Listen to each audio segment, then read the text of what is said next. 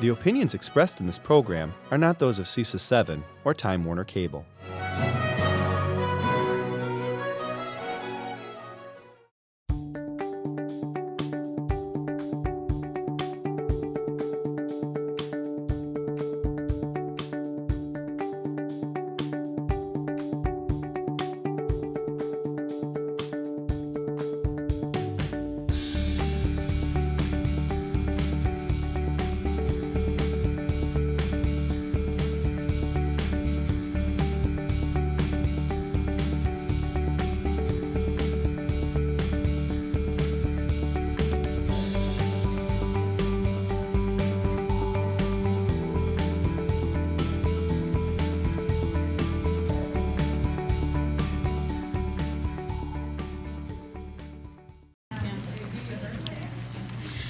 We have all 7 board members present. I would entertain the first motion. Can you read it?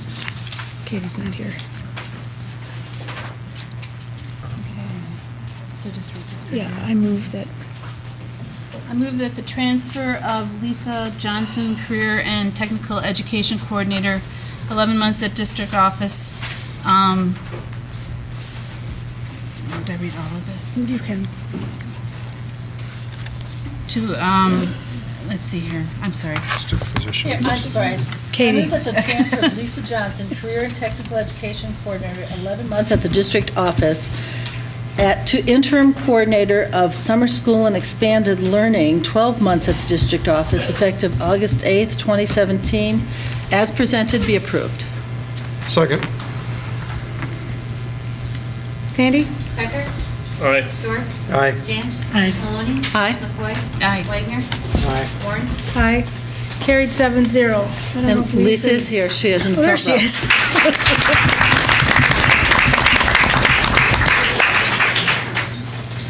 I move that the employment of staff as presented be approved. Second. Sandy? Maloney? Aye. Warren? Aye. Dorf? Aye. Janch? Aye. Becker? Aye. McCoy? Aye. Wagner? Aye. Carried 7-0. I move that the resignations as presented be approved. Second. Sandy? McCoy? Aye. Wagner? Aye. Becker? Aye. Maloney? Aye. Janch? Aye. Warren? Aye. Dorf? Aye. Carried 7-0. I move that the transfers of staff as presented be approved. Second. Sandy? Becker? Aye. Janch? Aye. Maloney? Aye. Dorf? Aye. Wagner? Aye. Warren? Aye. McCoy? Aye. Carried 7-0. I move that the retirements as listed be approved. Second. Sandy? Warren? Aye. Becker? Aye. McCoy? Aye. Janch? Aye. Maloney? Aye. Wagner? Aye. Dorf? Aye. Carried 7-0. Entertain a motion for adjournment of the special board meeting. So moved. Second. All in favor? Aye. Opposed? All right, we will adjourn and restart our work session in 3 minutes.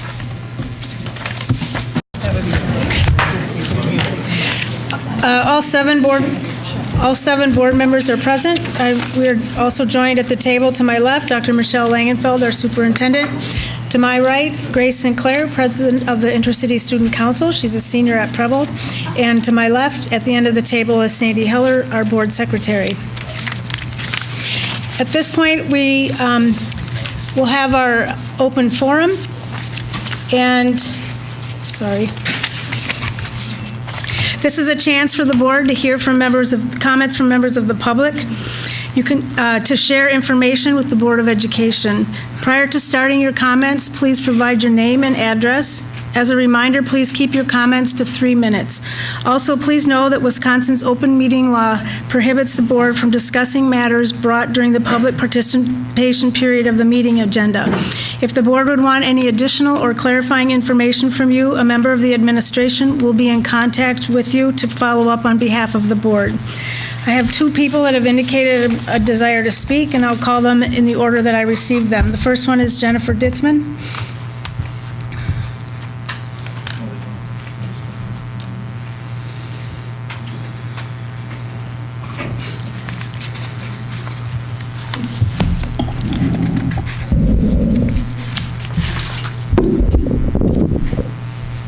My name is Jennifer Ditzman. I live at 1826 Charles Street in De Pere, Wisconsin, 54115. Good evening. I've been a teacher at Washington Middle School for the last 6 years. I'm here to speak as both a mother and a teacher. As a mother of 2 young school-aged children, I'm compelled to speak on record because I can only imagine the stress many families feel in anticipation of sending their child to Washington Middle School in September. As a teacher, I shared Kristen Westcott's concerns about last school year. She indeed is an outstanding and model teacher who I respect tremendously. Her call for change was needed, and I'm sad to say, in the least, that it took her honest account to the board to catalyze real change for Washington Middle School. As a mother, I can only imagine how difficult this has been for our families. But as a mother, I think it is important to speak as a teacher at Washington Middle School to the families, to let families and the public know what I see happening from my perspective as a teacher. I began teaching in 2007, and I've taught 7th and 8th grade English language arts, as well as the advanced 7th and 8th grade language arts courses for the last 6 years at Washington. For the last 5 years, I have been the English language arts department chair. In 2013, I was awarded a Golden Apple. And in 2016, I was published on the Department of Public Instruction's webinar series concerning literacy instruction. But I am just one of many passionate and dedicated teachers who teach at Washington Middle School. One of our social studies teachers at Washington is also a Golden Apple winner, as is our band director. Our science department chair this last school year worked with our district grant writer to win funds in order to provide our students with highly advanced microscopes. Another science teacher at Washington spent this summer at Keystone Science School in Colorado and is planning on utilizing her new knowledge to take our Washington students to East River in order to provide hands-on, project-based instruction. Another one of our social studies teachers was just selected to represent the state of Wisconsin at the GeoInquiry Conference sponsored by National Geographic. This teacher was one of 104 people selected from around the nation to attend, and now will be a part of this new pilot and will be utilizing her knowledge to train teachers in the future. Lastly, our English language learner coach and department chair presented at the National WIDA Conference in Nevada in 2015, sharing the work she has helped lead concerning academic conversations in our building and our district. These are just a few of the recent Washington teacher accolades that exemplify the quality and dedication of our Washington Middle School staff. The point is this: the teachers at Washington are passionate and dedicated. And while I am sad that the safety in our school deteriorated to the low that it did, I am confident in the plans laid out by our district and our building moving forward. I am confident that our dedicated and talented staff will be devoted not only to being vocal, but also to collaborating with our administrators, school board, and the Green Bay Education Association in order to provide children the education and safe learning environment that they deserve. Mr. Dorff, thank you for your dedication and compassion as our school board member. You were in our building and in my room the very next morning after receiving Ms. Westcott's email. And I know that I am one of many whom you visited and genuinely listened to, both immediately and since then. It is clear to me and my fellow colleagues that you truly care for our staff, and most importantly, our students and their families. When you say that you are behind teachers, I know that you mean it sincerely, and I am confident that you are passionate and dedicated to the work ahead. I've also had the chance to meet and have honest conversations with both Mr. Magus and Mr. Ho. Mr. Ho, our Executive Director of Secondary Schools, and Mr. Magus, Associate Superintendent of Continuous Improvement, have made time to sit down and understand my concerns and perceptions in order to understand the challenges and make necessary changes. It has been increasingly clear to me that you are both genuine and dedicated to making Washington Middle School safe. I have also reviewed the multi-leveled system of support for behavior document that communicates how our buildings work collaboratively to help students meet both academic and behavior expectations. I have also reviewed the behavior education, intervention, and discipline expectations for secondary schools document. I won't go into the specifics today, but after carefully reviewing the secondary behavior expectations document, I believe it articulates more clearly the teacher and administrative responsibilities for negative behaviors. As a teacher, it is clear to me that certain behaviors cannot be taken lightly, that certain behaviors are not to be ignored and are to be addressed by administration immediately. It makes clear that for all students, major infractions will require administrative involvement. But these documents are just a start to the real reform I see planned. The real work is in the details and implementation of these frameworks. This requires teacher input and collaboration with district and building administration in order for effective execution. During the first meeting held for staff this July, time was allocated for teachers to provide feedback to district and building administration at stations concerning specific questions related to these plans and other key details. I appreciate the time and consideration for all teachers to write down on poster paper their concerns relating to specific questions with either a downtown or building administrator present. And while it was perhaps meant as more a silent discussion, teachers were allowed to converse freely with building and district administration. Specifically, I would like to thank Ms. Beyer, Director of Special Education and Pupil Services, for taking the time to speak to me personally about my concerns regarding the secondary school's behavior expectations document. You not only listened, you answered my questions in writing only a couple days later. I am confident that when we are bringing our concerns forward, that our building and district leadership are listening genuinely. I also witnessed during that meeting a highly effective and intelligent veteran special education teacher writing down a proactive idea at Mr. Magus' station. Mr. Magus, you not only listened to her idea, you agreed it was a good one and conversed with teachers at our table about it. And then I heard you bring the idea to Dr. Langenfeld as a valuable change as we were concluding the meeting. All of this is to say that as a teacher, I am seeing firsthand that our concerns and ideas about improving Washington are being heard. As a mother, I want families to know that the teachers at Washington Middle School share your concerns, and we are working together with our administration and school board to work out the details. But even after that first staff meeting in July, I still had questions concerning specifics as to what was planned for our building in particular. To that end, I want to thank the Green Bay Education Association for working on behalf of teachers to initiate yet another meeting with Dr. Langenfeld and staff. Dr. Langenfeld, thank you for working with our teachers union to make sure that teachers were able to learn and ask questions concerning the specific changes being made. And while I was not at that second staff meeting, I have read the notes taken by two different teacher leaders several times. And I have heard positive feedback from a number of fellow teachers regarding their confidence after that meeting was held. So as a mother, I want families to know some examples of key details that I believe as a teacher will have a significant impact regarding safety at Washington next school year. Number one, there will be administrators housed on every floor, and they will be visible and active. Number two, students sent out of classes will not be sent back to class without teacher permission.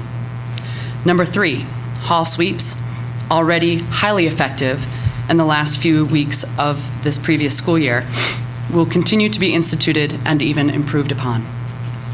Number four, plans are being made with the input of families on how to involve and communicate with parents more effectively and more regularly. These are just a few of the key details provided in the last meeting with teachers, and there are more. And I've had a chance to speak with Mr. Christensen, our building principal, who I know, having spoken with him this summer, is dedicated to these plans. I'm confident that Mr. Christensen is passionate, driven, and dedicated to the work ahead. I know that he has had a difficult year trying to learn the building and grasp the changes needed at Washington, but I know for certain that he is a deeply caring person who is dedicated to our students and sincerely wants what is best for every child. I also know that he is working long hours with his team of building administrators this summer to be certain that the plans will be executed to the best of our ability. As a mother, I hope that my perspective as a teacher in the trenches helps families understand why I'm confident that we are taking the steps needed to make Washington Middle School as safe as possible this coming school year. We share your concerns. And I have witnessed firsthand both district and building administrators, our school board, and our teachers union not only listening, but also addressing our concerns as we work together to make meaningful changes needed for the upcoming school year.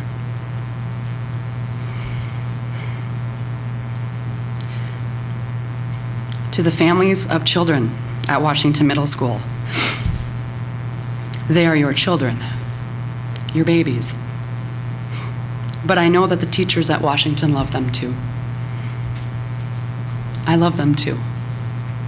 And we won't stop working for the education that they deserve. Thank you. Thank you for your comments, Ms. Disman. Next, I have Aaron Lee.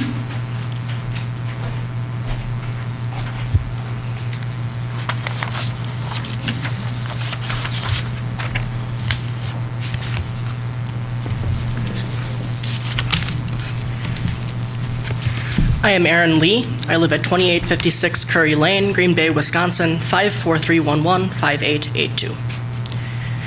Board of Education members, Madam Superintendent, Madam President, and President Sinclair. My name is Aaron Lee, and I am a GBAPSD graduate and alumni. A few days ago, I was given the opportunity to review the two documents that we've been talking about.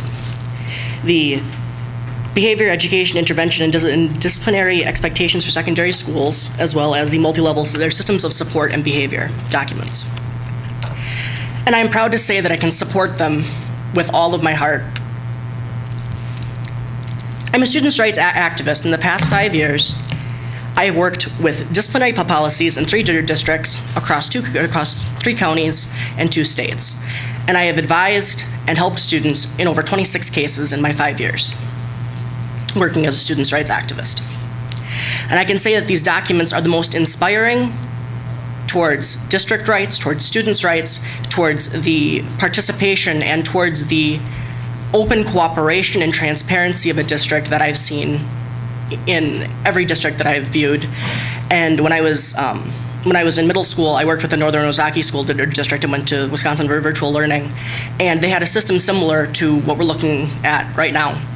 And I saw that when you can see what the consequence is, it far reduces the incidence of bad behavior. As I said in my graduation speech, we are a family. And as anyone will tell you, families work better when we work together. And these documents are a symbol of just that. Everyone was brought to the table. And that's how it should be. Countless people advise on the creation of these documents, and then their knowledge and skill is reflected in its tomes. We are the Greenberry Public School District. We have a responsibility, nay, we have a destiny to lead by example. Our public school system, our nation's public school system was built on our back, with Sale Elementary School being the first of its kind in the nation. We led by example. And I feel that these documents bring us to leading by example and continuing to lead by example. If we can make this system work, we will have a chance to provide everyone involved with the best situation that they can possibly have in any public school. These documents are the first step in what I have, in my meetings with Ms. Beyer, in my work with the district, in my senior capstone project, the John Dewey Academy of Learning, everything else I've learned. This is the first step in what I feel is going to be a great exploration and a great working with students and staff and the district. And I recommend that the board move these recommendations and these criteria to be put in place as soon as possible. Because I feel that the sooner they're in place, the better of a chance of success that we have. And the faster that we can get them in, the faster that things improve. Thank you. Thank you, Aaron. Thank you. Is there anyone else this evening who would like to speak before the board?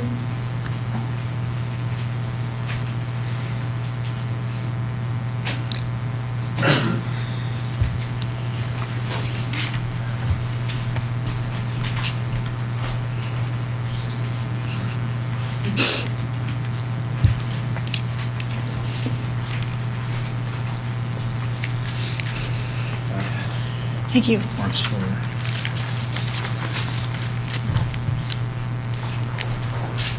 There it is.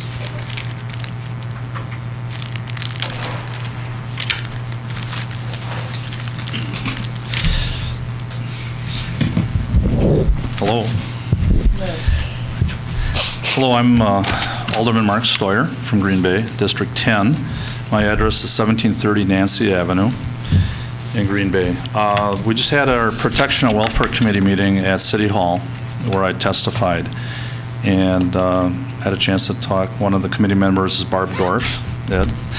And we talked a little bit, and basically what I did a couple of weeks ago, I put in a communication at City Council, more or less stating that because of the situation at Washington, that I didn't want to reinvent the wheel, if you will, but I wanted to be a part of a proactive solution to what's going on at the school, not only there, but maybe other schools as well.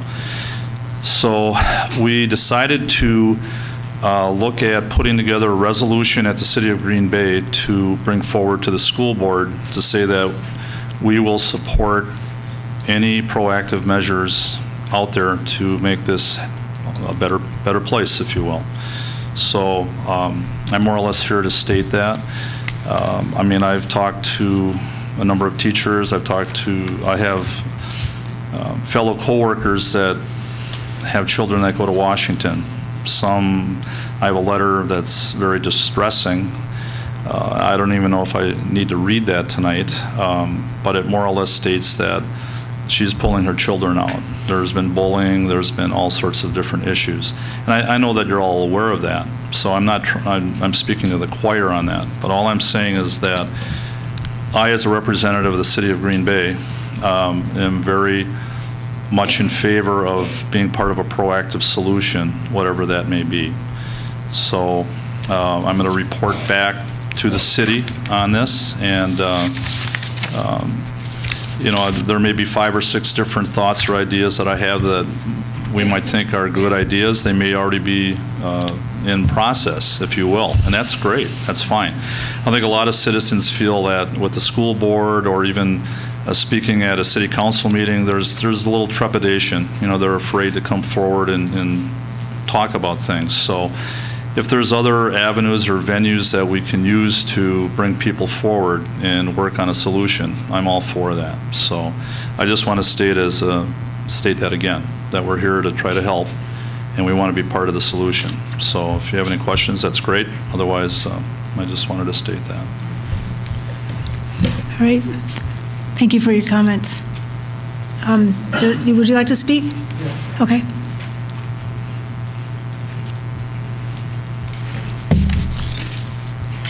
My name is Dave Boyce, and I live at 123 South Quincy in Green Bay.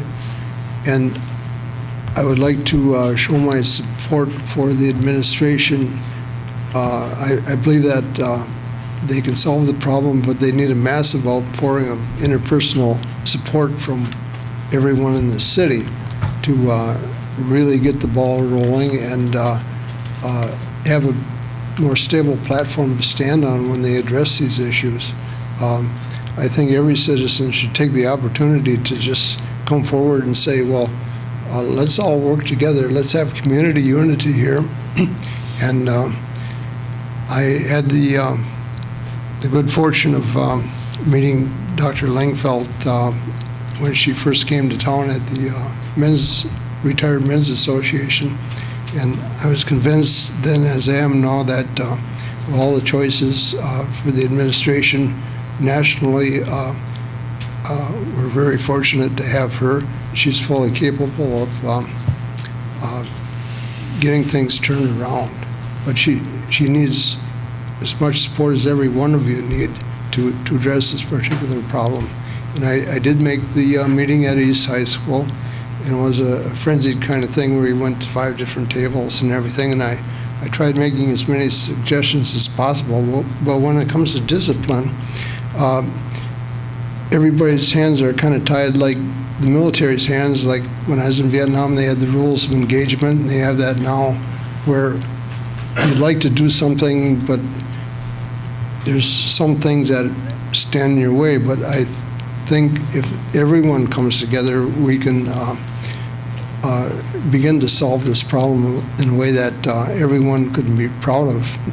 Nationally, Green Bay can set a good example as to how we solve a problem that's very common in every school, whether it's private or public. Thank you. Thank you for your comments. Is there anyone else who would like to speak? Also, Mr. Boyce, be sure to give your form to Sandy when you have that done.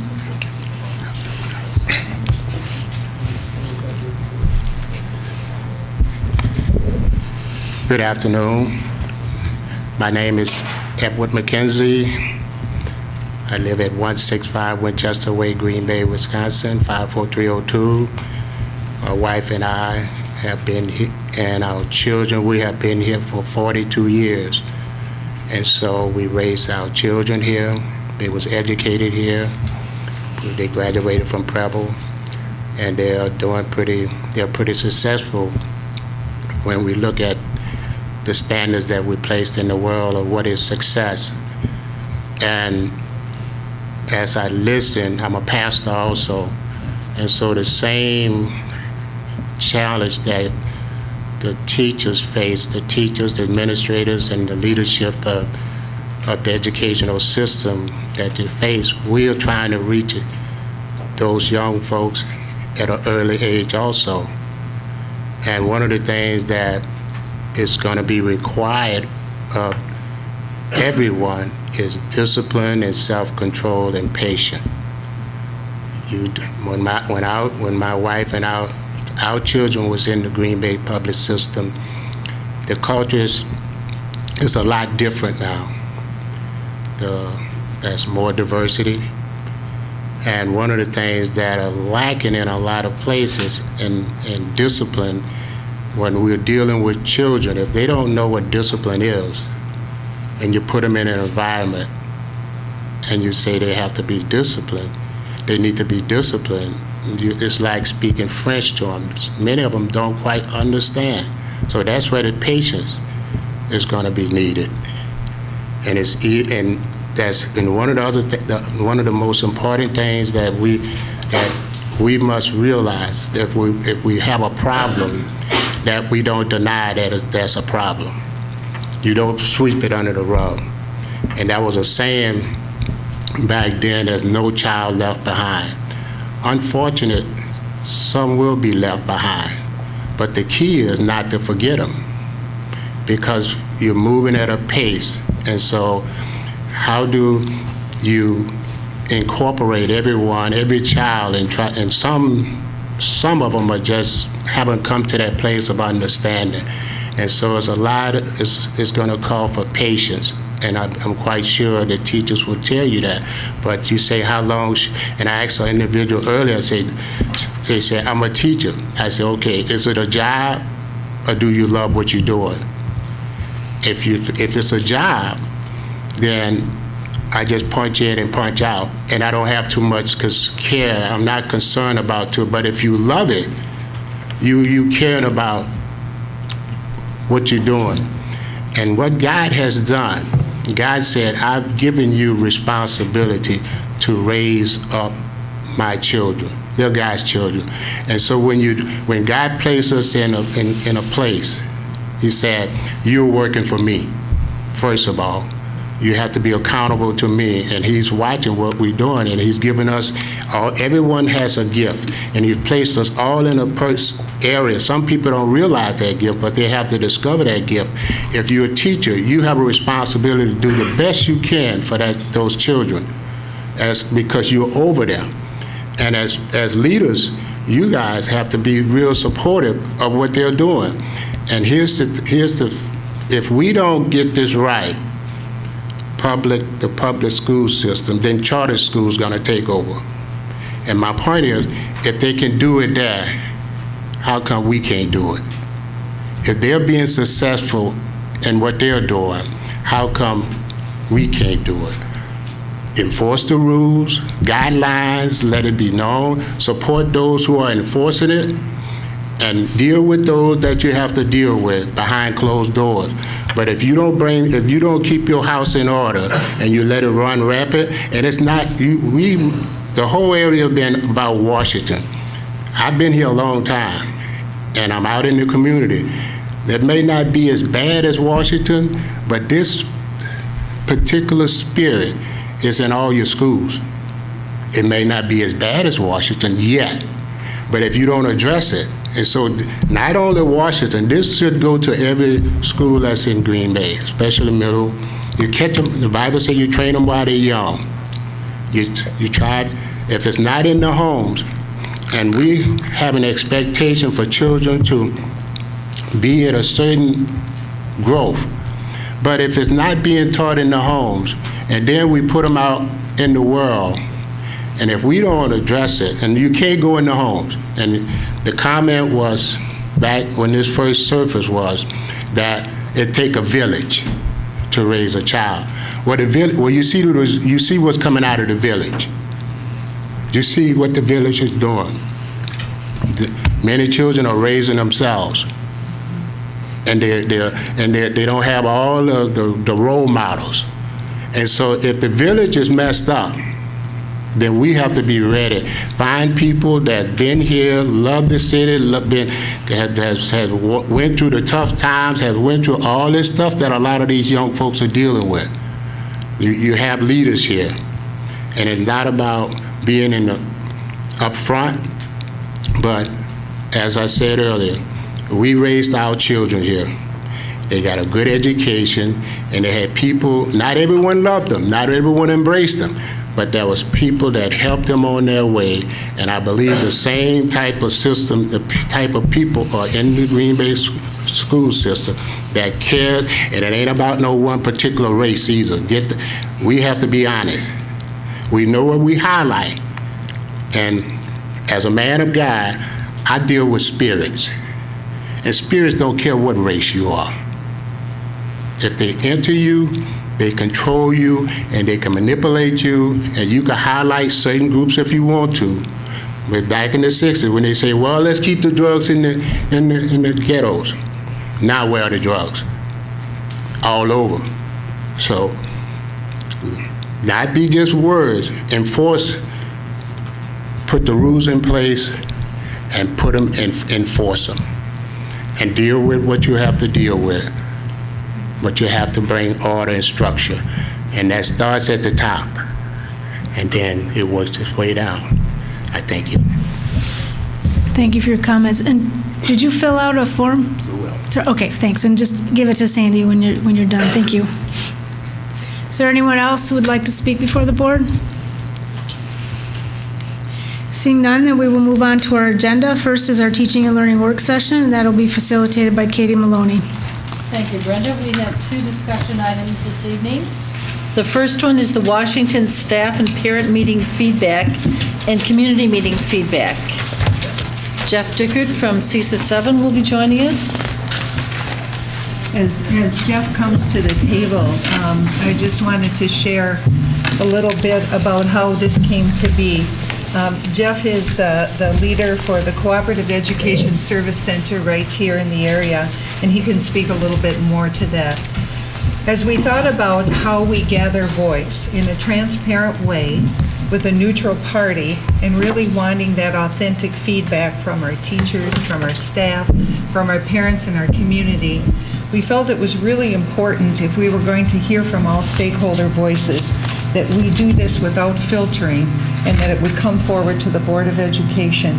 Our focus is to really have that frank and open dialogue and questions to improve our plan.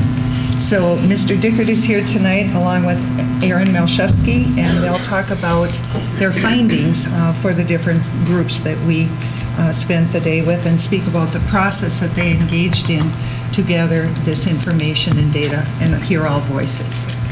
Well, thank you, Dr. Langenfeld. And again, I'm Jeff Dickert, the agency administrator at CISA 7, and after listening to Pastor, I love my job. All right, I love it.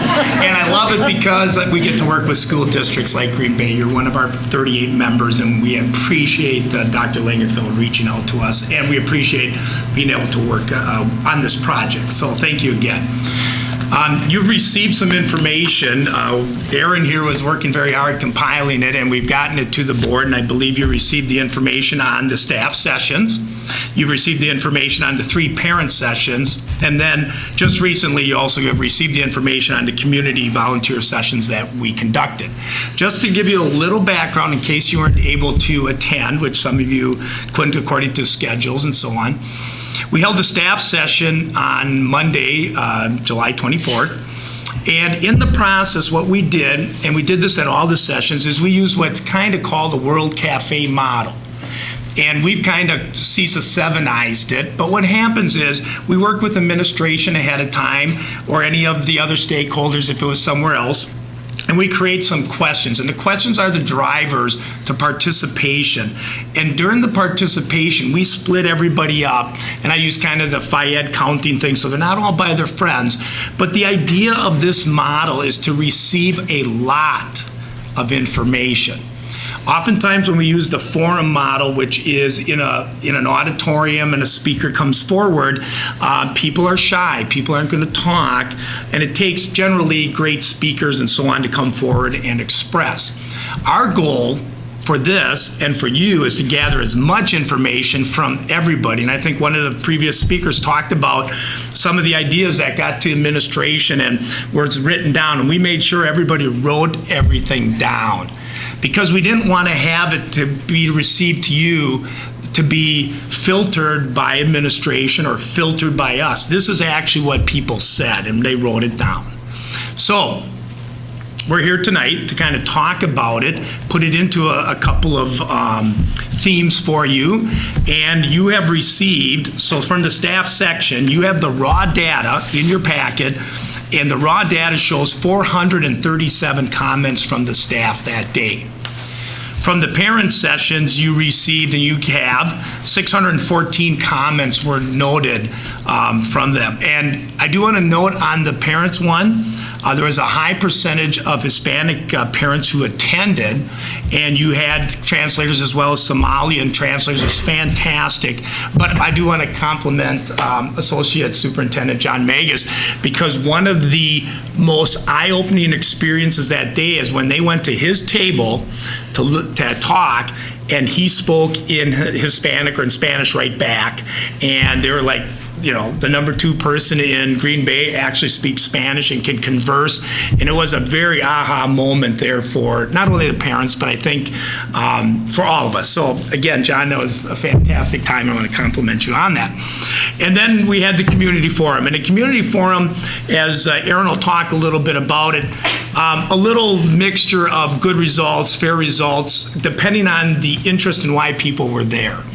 But one of the best parts about our process is we always have the parking lot at the end. And so if we didn't get to a question that you wanted, don't worry, they put it in the parking lot. So when you look at some of the comments, some of the other things that weren't in the questions or great ideas are sitting in the parking lot. So spend some time, take a look at that. And our goal then today is to present this information to the board, unfiltered, other than Aaron's going to talk about some themes because he put everything together. And then we're going to give all this information to you in administration, and I think we also brought along our last paper where we had everybody write on, and this is the community one.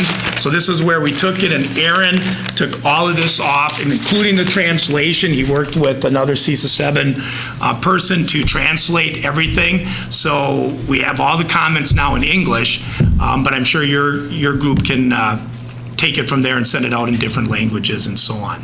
So with no further ado, Aaron's going to kind of walk you through quickly and go through some themes, and then if you have a few questions at the end, we'd be happy to. But our goal here was to give you 1,265 total comments, authentic comments from the community, from the staff, and from your parents in this process, and we're pretty happy with how it turned out. Aaron, go ahead. Yeah, so moving forward, instead of reading through the 1,265 comments you all have, and you also have kind of themed for each question for each group along the way, I've, for the presentation this evening, kind of summarized and themed the themes, if you will, to kind of bring it down. But you do have the full access to all the raw data and the themes as it is. Right off the bat, there are a few things that stood out, whether it be the parent group, the staff group, the community group, some needs, some themes that I drew right off the bat. So to narrow it all down to fundamental, most simplest terms, the few pieces that were needed were for a strong student behavior plan to be developed and implemented. And it sure sounds like there's been a lot of work since our first meetings in late July to now has transpired, and things are moving in a good direction there. Communication, transparency, and relationships. Those were the four main things that, if you boil all this down, that we gleaned as our takeaways from this. Going into a little bit more specifics, and I'll start with the staff cafe. And our first question with this is, will this plan address safety concerns for kids? If so, how? And if not, why? And the basic staff concern or comment that came from this was to solidify a student behavior plan and communicate it with staff, and that the plan should include plans for reentry meetings for students after in-school suspensions, which would include meetings with administration prior to going back to class. And it included reentry meetings for students and parents following an out-of-school suspension. So again, the behaviors can be directly identified, and the proper behaviors identified as well. A clear and consistent structure to the in-school suspension room was another clear takeaway. And one of the other themes that came from question one here from staff was to provide hallway monitor, their supervision, have a structure to it, and have them assigned to specific areas to ensure that supervision throughout each floor was maintained throughout the school day. Question two is, how can we engage students to be an integral part of the solution? The top one that came from this is relationships. Relationships between staff, relationships with students, and the staff derives some needs as frequent and daily check-ins with their students. Some sort of opportunity, some venue in order to do that each and every day. Provide an opportunity or create a recognition opportunities for students who are modeling those positive behaviors. And one of the ideas that came up from staff was possible mentor opportunities between older student leaders, who are those positive leaders, and some of the younger students that need some redirection in there. Question three is, how can we assist in the process of caring for our caregivers? In other words, how can we help our teachers? And I know the administration was deeply involved in this when they really wanted that feedback, and I think they're going to get some good feedback here with this one. And the number one answer that came back, and the theme that we drew from this, was show consistent support for their staff during their meetings with parents, during their meetings with students. Make sure that they're favoring the staff and talking positively about their staff in those situations. Continue to build relationships between administration and staff, create some celebration opportunities or social gatherings, if you will, for that collegiality to continue after the bells ring at the end of the day. And the last piece with this, again, communication came up to make sure that they're keeping staff informed of any process and details of the process, even if the information isn't complete. That lets staff know, as I read here, that administration is working towards a goal or working towards a resolve. Question four was, does the plan address safety concerns of staff? If so, how? If not, why? At the time of these meetings, staff asked for access of the plan and details of the plan. They wanted a clear plan with expectations and structures of the plan. And again, this goes back to our July 24th meeting. And with that, staff also wanted access to the tools so they can successfully engage with the plan. And we think some of that had happened since then. So again, remember, this was 2 weeks ago. So we wanted to just make sure we put that little footnote there, okay? Question five is, what did we miss with the plan? And again, the comments we were receiving back in late July was clearly define the plan and communicate the details. And many comments surrounded around a solidified behavior plan that included behavior expectations for students and accountability, staff responsibilities, including consistent responses to negative behaviors, and also provide any training for staff so they may, again, successfully engage with students in their classrooms.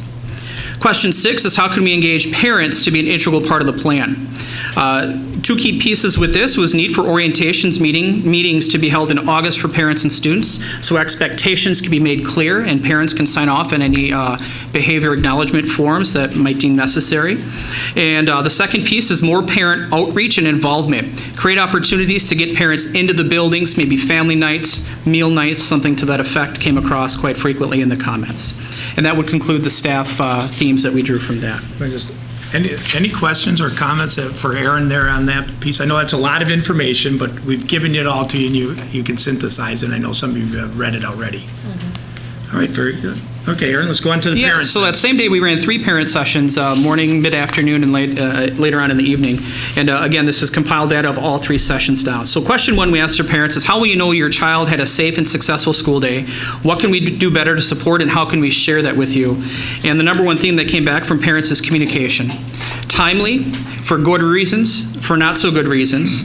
The parents enjoy the robocalls, or auto dialers as they call them, that come out from the, I believe you guys use the Alert Now system. They appreciate that, so keep those going, they said. They would like to hear from staff personally and more frequently, again, for both negative and positive reasons. And communication in native language is strongly preferred. There were comments that there were some barriers created for phone calls, emails, or even letters home, and whatever the district can do to remove those language barriers would be greatly appreciated by those members. And also celebrate all cultures of the building to ensure that students feel like they belong, they feel safe and welcomed in the building as well. For question 2 for our parent cafe was, what would a successful school-home community partnership look like that would support a safe and successful school year? Again, here, timely communication for behavior and grades for both good and bad reasons came up. And again, an open house or monthly family nights, again, with food, will draw some folks in and keep them engaged in the schools as well that way. They will come. Yeah, you feed them, they will come, yeah. So the 2 big takeaways for question 2 there. For question 3, do you feel that the school is preparing your child for success in high school and beyond, college, career, and community? What are things that tell you your child is on the right track? The takeaways from this one of the themes that came out is the school needs to communicate the opportunities that exist so parents are aware. Opportunities that were listed in the sheets here included Upward Bound, Gear Up, college prep opportunities, available activities for students, volunteering opportunities, etc. Any items that'll keep students engaged there. Also, keeping them involved for community or engaged for community is including lessons in life skills, social skills, and even personal finance. Some of those pieces that, although our teachers do a great job in the classrooms, they're kind of on the fringe of some of the cusp of those lessons happen, so be very purposeful with those pieces. For question 4, as a parent, you are a very important member of the Washington Middle School community. How can we partner with you to ensure that your child has a successful school year? Again, what rose to the top was communication with our parents. With that are, how can they be involved? What behavior plans are out there that my child needs to abide by? How are we doing from year to year? What has changed from year to year? Is there an area that parents can go to get easy access and consistent access to daily announcements or logistical items? Is there a website location somewhere that they can go to? Making sure the Infinite Campus or the student management system is current and up to date. Orientation meetings prior to the school year would be helpful, they mentioned.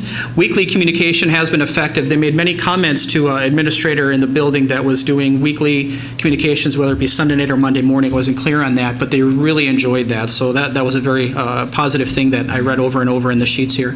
That direct teacher-to-parent communication and early and often positive and negative before behavior and grades are at a grading mark, and their point of no return is passed already. So early and often for communication. For question 5 for our parent cafe was, what are we doing well at Washington Middle School? What would you like to do more, or what would you like to see us do differently? Again, communication came up in the form of consistent communication from school to parents and early enough for actions to be taken for both grades and behaviors. So that was the boiled down theme with that. Any questions on the parent meeting themes that we drew? Chris? Yeah. Communications, the main thing that I'm seeing with parents, but Infinite Campus, obviously, we've been having some problems with that. I mean, it jumps out just continually, and it's supposed to be one of the forms of major forms of communications with parents to keep them updated. So just commenting. Yeah, it's a tool, and so it depends if people are trained on it. I think some of the things, if you delve into some of the comments or some of Aaron's other themes that he passed out, I think some of the comments went back to, are they trained as parents to be able to use that? And then if there is a language barrier, is there a way that you can better train those parents into using the system and understanding the system? I think that's something that it's about the tool.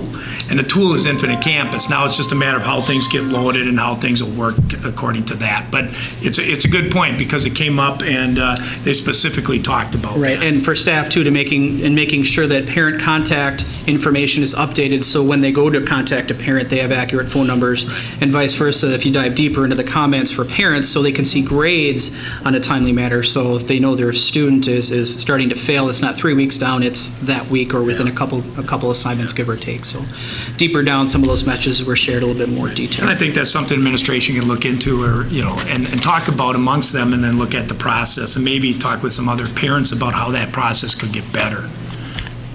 If I could offer too to that, when we talk about communication, some things, we learn some very important things from staff as well. Yeah. One of the things that we learned is our phone system was set up so that no staff could call long distance. And with cell phones now the way they are, Yes.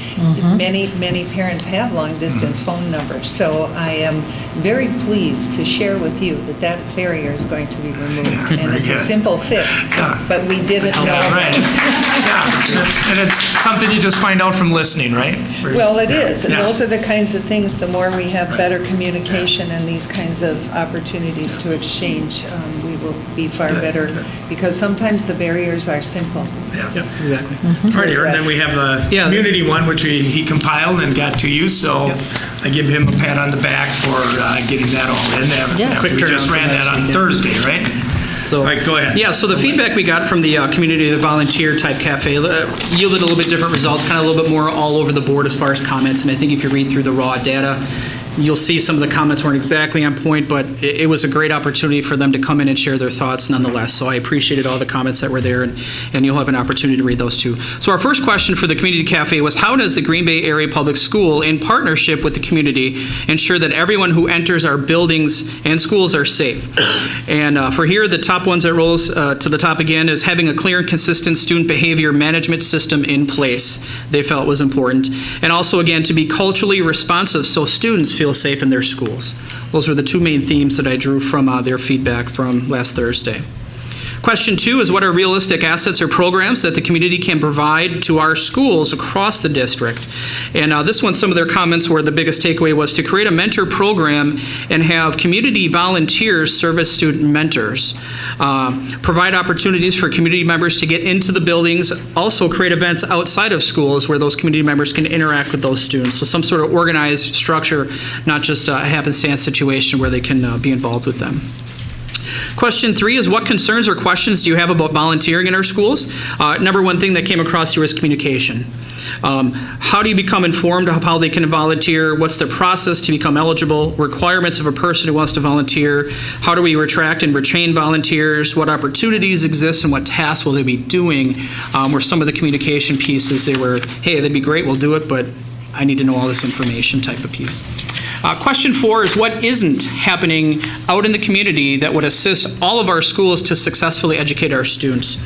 And two main themes came here. One of them was organized fundraising efforts to accomplish two pieces: to support district buildings and sort of beautification efforts so that there's a lot of pride and energy and excitement that goes into the buildings as our staff bring each and every day. And the second piece is to create new facilities to host after-school or mentor programs out in the community. So an outreach of fundraising efforts for twofold there. And the other takeaway I took from here was the observable support from local governmental agencies and positions to get behind the school district and say, we support you, we're going to step up and we'll help. So that's what I gleaned from that as well. The last question we asked our parent volunteer group was, what would a successful volunteer partnership network look like? And this one suggested a clear structure and organization of community organizations and volunteers, something that allows them to focus on lessons that happen outside of the classrooms. Again, the life skills, job skills, accountability, those types of things surfaced. Clear expectations about what it looks like to volunteer for the district. It includes community leaders and local prominent business leaders as well. So those were the themes that we took away from our community listening sessions from last Thursday. So in conclusion then, it was a pleasure to do this. One of the neatest things about this CISA 7 Cafe model that we do is that you do receive comments from a myriad of people, and as we get in, as we said, we're very appreciative of the administration at the parent one, and as well as the staff being the listeners, and they were very good. They listened. I know sometimes that's hard for you to believe, but the administration listened very well and really took a lot of information as well. And then we had community members be the listeners at the community volunteer session, and that was very nice of those people to step up from United Way and some of the other places in our community. So again, we couldn't have done it without all that help, but we are very happy with the results, and we think you've got plenty of things to chew over and look at and go through, as well as then administration and so on. And our position, our purpose was to bring all that information to you, and we think we've accomplished that this evening. Any questions? Any questions? Yeah, go ahead, I Laura. don't have a question, I just have a comment. I was able to go to the parent meetings and one of the staff meetings, and I was prepared to hear anything, you know. And what two things that really stuck out for me was how much people love their school, and you know, the teachers and the parents talked about it very fondly, very positively. And then also just listening to the teachers, how positive and productive those comments were. And it was very interesting. We've had a couple days now to look at all these comments, and that's kind of what I took away from it. Good. Well, we're glad that we could bring that forward for you tonight. So again, thank you for Dr. Langfeld reaching out to us. We are going to leave these. We do not want to have those in our possessions. We'll give them to Dr. Beyer, and we'll go from there. All right? Thank you very much. Thank you. Thank you very much. Vicki just got a degree. Oh, no, I'm sorry. Sorry. Well, no, I mean, people are getting their degrees and... All right, we have one other discussion item, and that is the multi-level systems of support, MLSS, behavior education, intervention and discipline expectations document. And I just want to let the people in the audience know we have blue sheets at the table as you enter. People in the back can hear you. Am I on? Now I am. Oh, you are. Okay. Well, the microphone is on. Thank you. Multi-level systems of support, behavior education, intervention, and discipline expectations documents. We have blue sheets on the table as you come in, asking you to offer your name, best mode of contact, and if you're requesting a reply, please check the box, and then the opportunity to make comments about anything that's presented this evening. It's a way to, or ask questions. Present comments or ask questions, and if you want to be contacted, just indicate the best way to contact you. All right, thank you. My charge of this. Now we have, is it Dr. Beyer? No. As of today, now. Apparently. Let's see how I do first, and then we can decide. All right, thank you. Good evening, members of the board and Superintendent Langenfeld. It's taken 3 years to get to this point of rolling out the multi-level systems of support and behavior documents, and that was purposeful. We learned from other districts the right way to do this, and the team really was dedicated to doing this the right way. So over the last 3 years, there have been a lot of committee meetings and dedication to vetting this appropriately. All of the stakeholders were included: teachers, support staff, parents, students, Green Bay Police Department, members of the board, and administrators. This past year was a more intensive look, reviewing the document with building administrators, primarily the associate principals and the deans who deal with discipline. I've had the opportunity to meet with students, alumni, teachers, administrators, staff, and board members over the last few weeks, again to gather final feedback before we presented tonight. I even personally had an opportunity to meet twice with Kirsten Westcott, who's joining us tonight. I felt like after the meetings with her, I gained very valuable feedback, And I hope she felt that when she left our final meeting that her concerns were addressed. I learned a lot through the discussion with Kirsten. One of the things that really struck me was that we haven't done a great job of communicating the fact that we do dole out severe consequences. In an effort to protect student rights, because just like staff, students do have the legal right for privacy when it comes to discipline, in some cases, I think we've created an image of unresponsiveness. Student privacy rights are protected under Wisconsin Statute 118.125 and also the Family Educational Rights Privacy Act, otherwise known as FERPA. We take those rights seriously. In the 2016-17 school year, we had 103 disciplinary hearings. Disciplinary hearings are held at district office and are the result of a board policy violation. They are run similar to a court hearing where both sides present their case and a final judgment is made. Final judgments can include remaining at the school under a contract. The contracts would focus on attendance, academic progress, and behavior.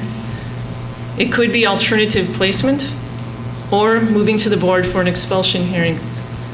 In 72 of those 103 hearings, the student was removed from their home school. When I told that to Kirsten, she shared that she hadn't heard that. She also stated that her colleagues probably didn't know that information either. We must follow the law in protecting the students' rights, even when they commit a board policy violation, but I think we have room for improvement when providing general reporting regarding student consequence. I think it's also important to worth noting that 99.5% of our student body did not have behaviors that rose to the level of needing a disciplinary hearing. We've really got great kids here in Green Bay, and I don't want us to lose sight of that. The documents we are presenting tonight are meant to be documents that we will review on a regular basis. Mr. Dorff had suggested I not say that they are living documents because the general population might not understand that. We will regularly review these and update. I just said it was overused. That's it. Okay. I don't understand. It's just overused. Very good. The MLSS document is a framework for a response to intervention model for behavior. Schools have the flexibility to develop a universal framework that best meets the needs of their unique and individual circumstances. Just like we ask our teachers to differentiate within their classroom, we're allowing that same type of flexibility for our schools. The document contains best practices and evidence-based recommendations. These documents are meant to be a guide, not a steadfast book of rules and punishments. We do, however, have a minimum standard as set forth by our Board of Education. We will not tolerate behaviors that put the safety of staff and students at risk. As all of our teachers, administrators, and parents know, each disciplinary circumstance requires full investigation and gathering of information prior to making a plan for consequence. With the end goal, our end goal in any type of discipline is to make sure that behavior isn't repeated. So we have to be creative in the way we do that. This can occur through teaching new or different behaviors, much the same way we teach students to read or write. If behaviors are not corrected, we modify the response to include the potential for placement change or an appearance before the Board of Education. Building administrators continue to have the autonomy to make critical decisions about behavioral consequences with guidance and direction from their executive directors of elementary and secondary education. We know that zero tolerance doesn't work. Our district mission is to educate all students to be college, career, and community ready. Public school responsibilities do not end with the parent and the child. We also have an obligation to our community and to society as a whole. When we remove a student from the district through expulsion, evidence does show that they're more likely to engage in antisocial behaviors. We also know that their likelihood of re-engaging in education dips dramatically. The fiscal impact on our community can be great. We must continue to do our best to address behaviors through interventions, teaching and reteaching, and wraparound services prior to giving up on the student completely.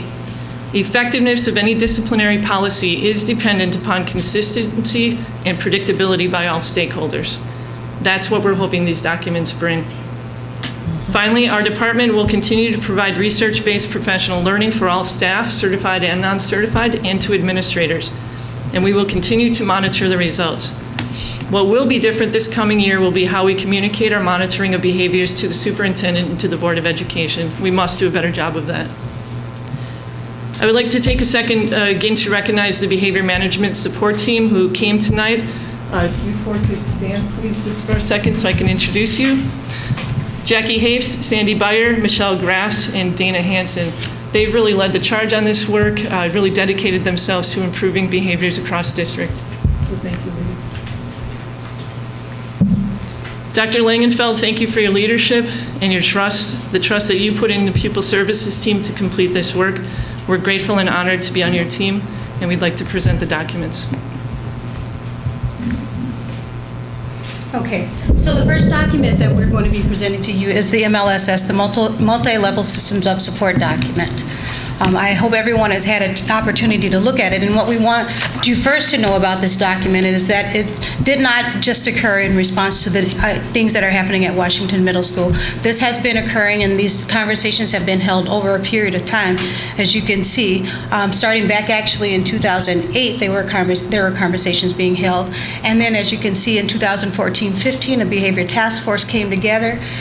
This information has been vetted through the multi-levels that exist within our system and within teachers and administration, parents and students as well, getting feedback around what this document should say, what this document should look like, and really just earning some consensus around what we want to present and establish the consistency on how we're going to deliver on the expectations that the board has already established in place. So there are 3 documents that were shared with you. We just want to review the audience for each of those documents. So the first document that we'll talk about is the Multi-Level Systems of Support for Behavior.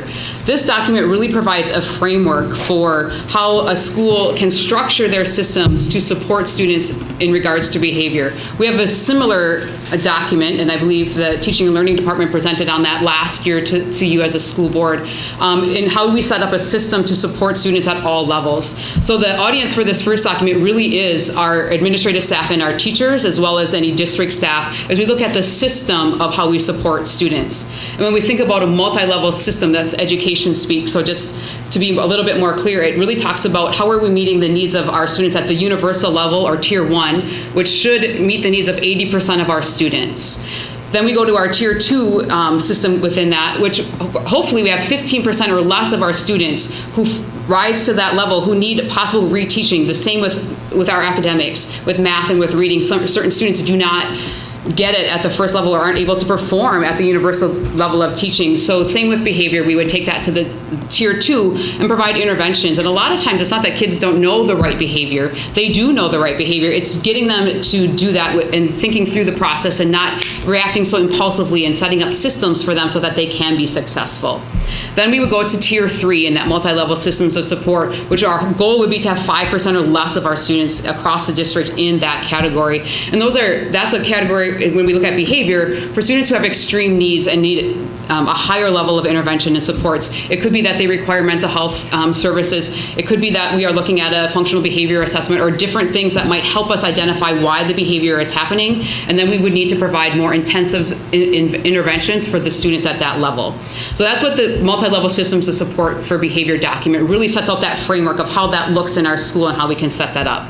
The other 2 documents are very similar. One is set for elementary schools and the other for secondary, and it really lays out what is our behavior expectations and guidelines in regards to behavior that's laid out in our school board policy, and how might we respond to that consistently and fairly for all across the board. And we did want to make 2 separate documents, knowing that a student's development plays into a large part in what their behavior is. And so our response levels are different at the elementary, at the secondary level, than at the secondary level, knowing that that development happens throughout that history. So the rollout plan was something that was discussed again prior to this year. It actually began on last year. Our behavior team spent, and Katie DeVillers, who's not here right now, spent a significant amount of time meeting with our administrators last year, going through the dockets, receiving feedback from them on what they thought was in the document, what could be in the document, making sure that the language was consistent with our board policy, as well as with the things that we have put out in terms of what our buildings were looking at. So we started with the building at administrators. We met last week, again, with the building administrators and had an opportunity to go over this document with them. We are now presenting to you, and we're hoping that throughout the rest of the year, and hopefully at the beginning of the year, that the school staff will be seeing this document rolled out with their administration. The students and parents will also have an opportunity to look at this and provide any feedback, again, because we can change this document as we see needed.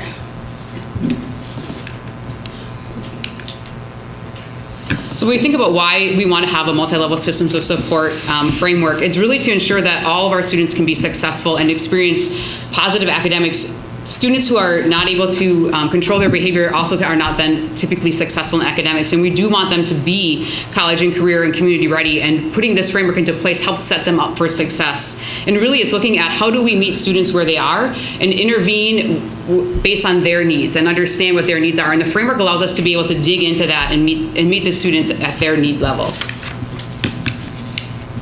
So as Angela said before, this is connected to the academic MLSS framework that you've already had an opportunity to look at. And as you know, behavior and academics go together. You can't have one without the other, and sometimes one actually impacts the other. So we want to make sure within this framework that we're being culturally responsive as well as trauma sensitive, because those are some of the challenges that students bring to our school when they come into our school. What it does, the framework, is it provides evidence-based research. It's an evidence-based framework that looks at universal behavior, and we talked about the tiered levels, so the expectation that everybody operates within our boundaries that we have established. As a district, we've looked at data for a significant amount of time, making decisions based on data and not just on how we feel about something, but really making sure that we're doing making evidence-based decisions to make sure that we're really addressing the problems or issues that we see. Using interventions in response to misbehavior, so where we see that students don't necessarily meet board expectations, what we want to do with this framework is it provides us the opportunity and types of interventions that we can put into place to help our kids meet the expectations that we have for them. And then finally, there's a measure of fidelity to make sure that what we're putting into place is actually working for us. And if not, then we can find what we need to do in order to make changes to, again, make sure that kids are successful and that teachers have the supports and tools that they need in order to help our students be successful. The last time I had this, it didn't work for me very well either. So when we look at the multi-level systems of support, there are some core principles, and I think the foundation of this is that we believe all students can and should be successful in our schools and can engage in high levels in their academics. And if we provide the correct supports and interventions that are culturally responsive and responsive to students' needs, that can happen. We also believe that interventions need to happen early and build up over time if students aren't being successful. We want to make sure that our interventions are evidence-based and that we're adding value to student success. So the policies and the practices that we recommend are evidence-based. They have been researched and have shown that to be supported for students and their behavior. We believe that there should be a multi-tiered model of service delivery. We also encourage our schools to have a problem-solving team, what we call a learning support team, to have that full collaboration and discussion about what is student behavior, what is the cause, what are some of the things that we're seeing. Is a behavior actually a result of an academic area that a student is now trying to cover up because they don't want to look dumb in their classroom? And so we want to make sure that behavior and academics aren't separate. So Tony had mentioned earlier that it is similar to the multi-level systems of support for academics. We're using the same programs, we're using the same software within Infinite Campus to record and to monitor progress so that academics and behavior are coming together, and that when teachers pull that up, they can see all of the story on a student and not just, well, behavior is over here and academics is over here. We really want to pull that all together within our support teams and be collaborative. We also look at how are we using assessments and progress monitoring to see, one, are we implementing our interventions to fidelity, and then to see what is the success rate. So we're not going to try an intervention for one day and say, oh, nope, didn't work, and now we're done. But how are we implementing those interventions over time, just like we would with academics for a 6-week period, a 12-week period, so that we can see positive growth for students and that we're building success for students and not expecting them to change behavior overnight.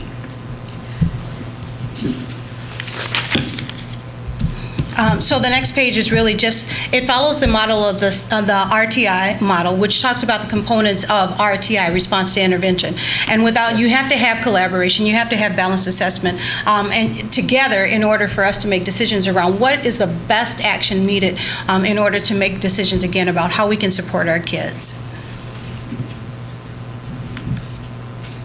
All right, so that was our information about the multi-level systems of support document. The next part of the presentation really gets into the other two documents, which are the behavior, education, intervention, and discipline expectations. And really, we feel that these are key tools for all within our schools, both administrators, staff, students, parents, and our community, to really understand what is the expectation, what are the values of our district when we look at behavior, and how can we consistently implement those expectations. And so the document really is to help build awareness about what those expectations are, and taking the ultimate school board policy and breaking it down into a more user-friendly document and way of use. And it's really to provide explicit universal expectations for student behavior that includes behaviors that are appropriate and inappropriate at school and at other school-sponsored events. And I know Jen Disman had talked earlier about it really sets out a clear guideline for what behaviors can and should be staff managed, and what behaviors should and would be administrative managed. And really what we want to do, we have a large district, and perception of what a school board policy states can vary widely across the district, and we try to build in common practices and common language and common knowledge, but we all know that as people get into their daily routines, that things can take on the mind of their own. And so we believe that these documents will provide that consistent message and provide consistent and consistent and reinforce those expectations that we have across the district. So I think before we even get into the docket, it's important for people to understand that the docket itself is not an end-all, be-all for everything. And I think Ms. Ditzman and I think in a roundabout way, everyone who spoke today talked about the fact that it's the implementation that's really going to make the difference. This is the framework that we're going to follow. This is the guideline. And within those guidelines, everybody has responsibilities. And so these documents talk about the responsibilities of each of the stakeholders that are going to be participating in making sure that we are implementing to fidelity, making sure that we are providing intervention, making sure that we are progressively disciplining and intervening for our kids in order to make them successful. So it talks about responsibilities for the Board of Education. It talks about responsibilities for district office personnel, school administrators, teachers and staff, parents and guardians, and students. And that's that collaboration piece of that RTI model that we looked at earlier. So when we look at positive outcomes, when we think about behavior expectations, there are 4 critical elements within that. And what we talk about within the document are some of the guidelines for success. And we have a minimum standard set for all of our schools when they think about what their guidelines in a school should be, focusing on about being respectful, being responsible, and being safe. So all of our schools have those as their foundation for their school expectations. Some of them have cleverly put them into with their school mascots and made it into something clever and fun, which I can never come up with. And so those are our foundations. The schools can add additional pieces to that, but the 3 are our foundation, and so those are a must for all of our schools.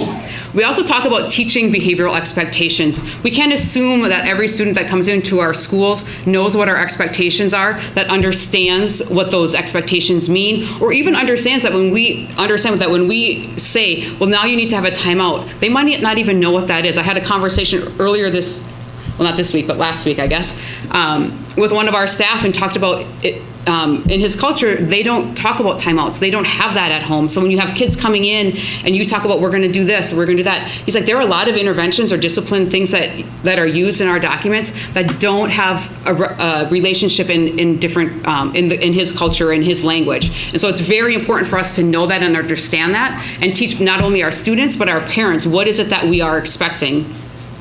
We talk about intervention and discipline, and one of the key pieces in critical elements is that you can't have a consequence without an intervention. We have to be teaching and intervening with our students to build success rather than just providing consequence. And the last critical element, and we've talked about this a little bit before, is that we have to use data to to analyze, are we being successful? Are we being successful at the student level? Are we seeing progress? Are they improving their behavior? Are they doing better in school, behaviorally and academically? But also to use data to check our systems. It could be that something is wrong with our system. It could be that if by changing a timing, I shared at the administrative retreat last week, one of the staff from Red Smith had shared with me that by just changing a little bit of timing at their lunch hour, it decreased referrals because they didn't have as high number of students passing through at the same time. That wasn't a student issue, that was a structural issue. So the use of data can also highlight what time of day are all of these incidents happening, and so you can start to look at what can we do differently to provide success for our students. And so we all know that teaching is an art. That's what I believe, and I've always believed that teaching starts with relationships that you build. And part of the core pieces of teaching happen in the classroom. And so there's some really minor things that can happen in terms of what do we do to actually set up kids for success and make the experience really good for everybody. So what it also provides is effective ways to manage classrooms, which start with structuring your classroom for success for kids, which could be how your seats are arranged in the classroom, if you have different centers where kids can go to and do things that they need to do. Teaching behavioral expectations. At the beginning of the year, hopefully everyone is sitting down and talking about what their expectations are and engaging kids in that process so that they have buy-in to what the expectations are when they come into the classroom. Then you want to observe and supervise student behavior. So even though we're teaching, we are always responsible for making sure that we're looking at what kids are doing and making sure that we hold them accountable early for the actions that they're taking in the classroom and taking appropriate actions, and we provide what those actions can be in this document as well, in the behavior documents. Interacting positively with students doesn't take a whole lot to be nice, and so we want to make sure that another simple thing happens in our classrooms. And then again, correcting inappropriate behavior fluently, doing that, making sure that we're consistent in terms of what it is that we're doing, making sure that kids understand, and then reminding kids that once we correct behavior doesn't mean that we don't like it, it's just we want you to behave, and then here's the expectation, now let's re-engage you into the classroom. One of the other key elements of our document, or this document, is that it lays out discipline and intervention on a progressive manner. It's like you don't start with a hammer. You start small. You start at the level where the behavior is at, and you build to possibly the hammer. But when we look at that, we want to make sure that we are intervening, again, teaching and discipline. So the behavior document in the response levels sets that up on a continuum of response levels so that you can start at the beginning, at the lower level in response to those behaviors, and then build to higher level responses. And again, as we've said before, every behavior is surrounded by different circumstances. So we trust that our staff and our administrators are taking all of that into consideration, that they are doing that investigation.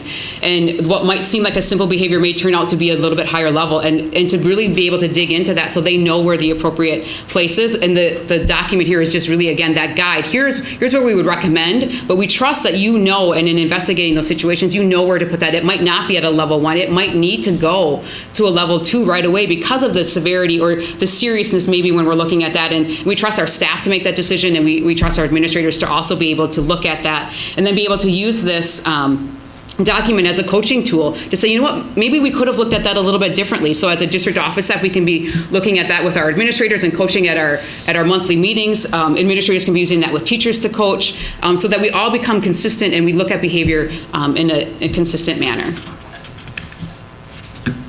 Angela already spoke to the fact that there are different response levels here. And you'll see in the documents on the pages as we go through them, and hopefully you've had an opportunity to look at those, that we have 5 different response levels that can occur depending on the violation that has occurred in the classroom.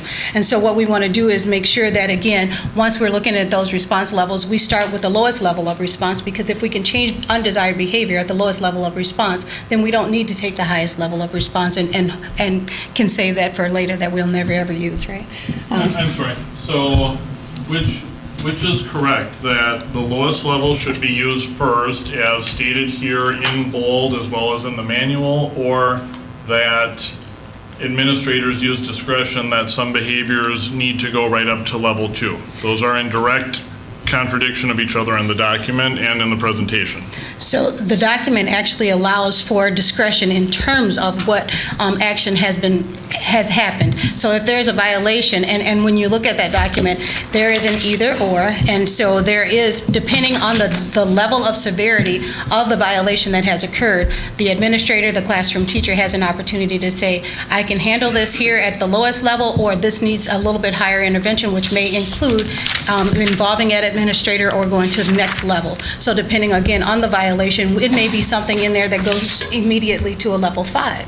So again, you have to look at the intent of what has happened, and you have to look at all the details around what action occurred to make the appropriate level of response. I don't disagree with that, but I don't see that in the documents. I see the opposite in the documents. I see a requirement that the lower level should be used first in bold. That's what I see. Well, not to split hairs on language, but it's should versus shall. Thank you. And if it's shall, Yes. then it must be Thank that you. should Right. is the, Thank you. Shall or it allows must. for the option. But it's I understand what you're bold, saying. you're saying in bold, and I'm not, perhaps I'm missing it, but I'm just not seeing where there's that discretion in here. Okay. And if it's not in here, unless I'm missing it, then, what is a staff member going to think? They're going to want to be following our procedures, and it's going to... Very good. Thank you. So the document ends with some additional resources, and when we had met with Mr. Dorff a week or so ago, one of the areas that we found particularly important and glad that we had in this document was the discipline for students with disabilities. And I think in conversations that we've had over the last week, our special education staff realize what can be done with our special education students, but not all staff know that. And there are different regulations and laws that are put into place for discipline and the procedures that we must follow for students with disabilities. So I think it's really helpful that we have that in this document.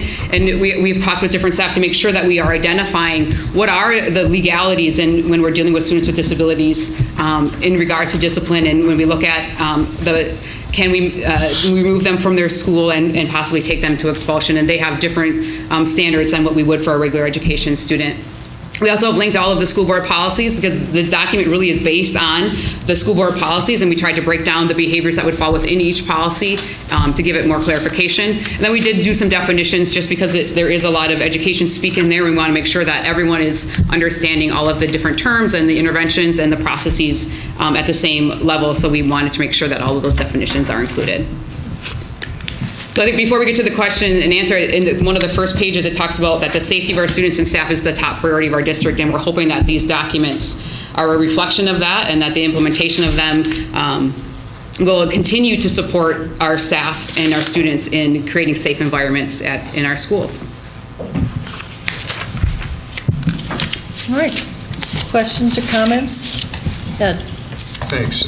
Several. First, I want to just reinforce some of the important points that you made, and even before that, thank you for the work that you did here. It's a lot of work that went into it, and I recognize that, and I appreciate it very, very much.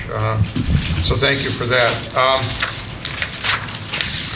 Right off the bat, just to reinforce this, while this was in no way diminishing any of the seriousness that we had here, I think it was important that you did point out that 99.5% of our kids did not have disciplinary hearings. And again, that does not minimize the seriousness of some of the things that we had out there, but I think it is important that you point that out. You also mentioned that the document itself and the protocols within, the practices within would be reviewed periodically. That certainly addresses a number of the staff concerns that we saw in the comments from the sessions that were held at Washington and were held at East. So very, very important to point that out, and that the folks listening do understand that there is a plan for that. Another thing that you pointed out, while there is always that hope that we can say A equals B, we know we can't do that, because obviously everything is different. There has to be room for discretion. But you did point out and state that there is a minimum standard. That minimum standard is that these are board policies, there are board policies, and they will be addressed. They might not be addressed the same way depending on the situation, depending on the age of the student or the number of violations that they've had, but that they will be addressed. And that's reflected in the last comment that I had there, that what this hopes to provide, and I think will provide, is a level of consistency and predictability, both for staff, for students, for families, and that's very, very important. Now, I do have 3 questions.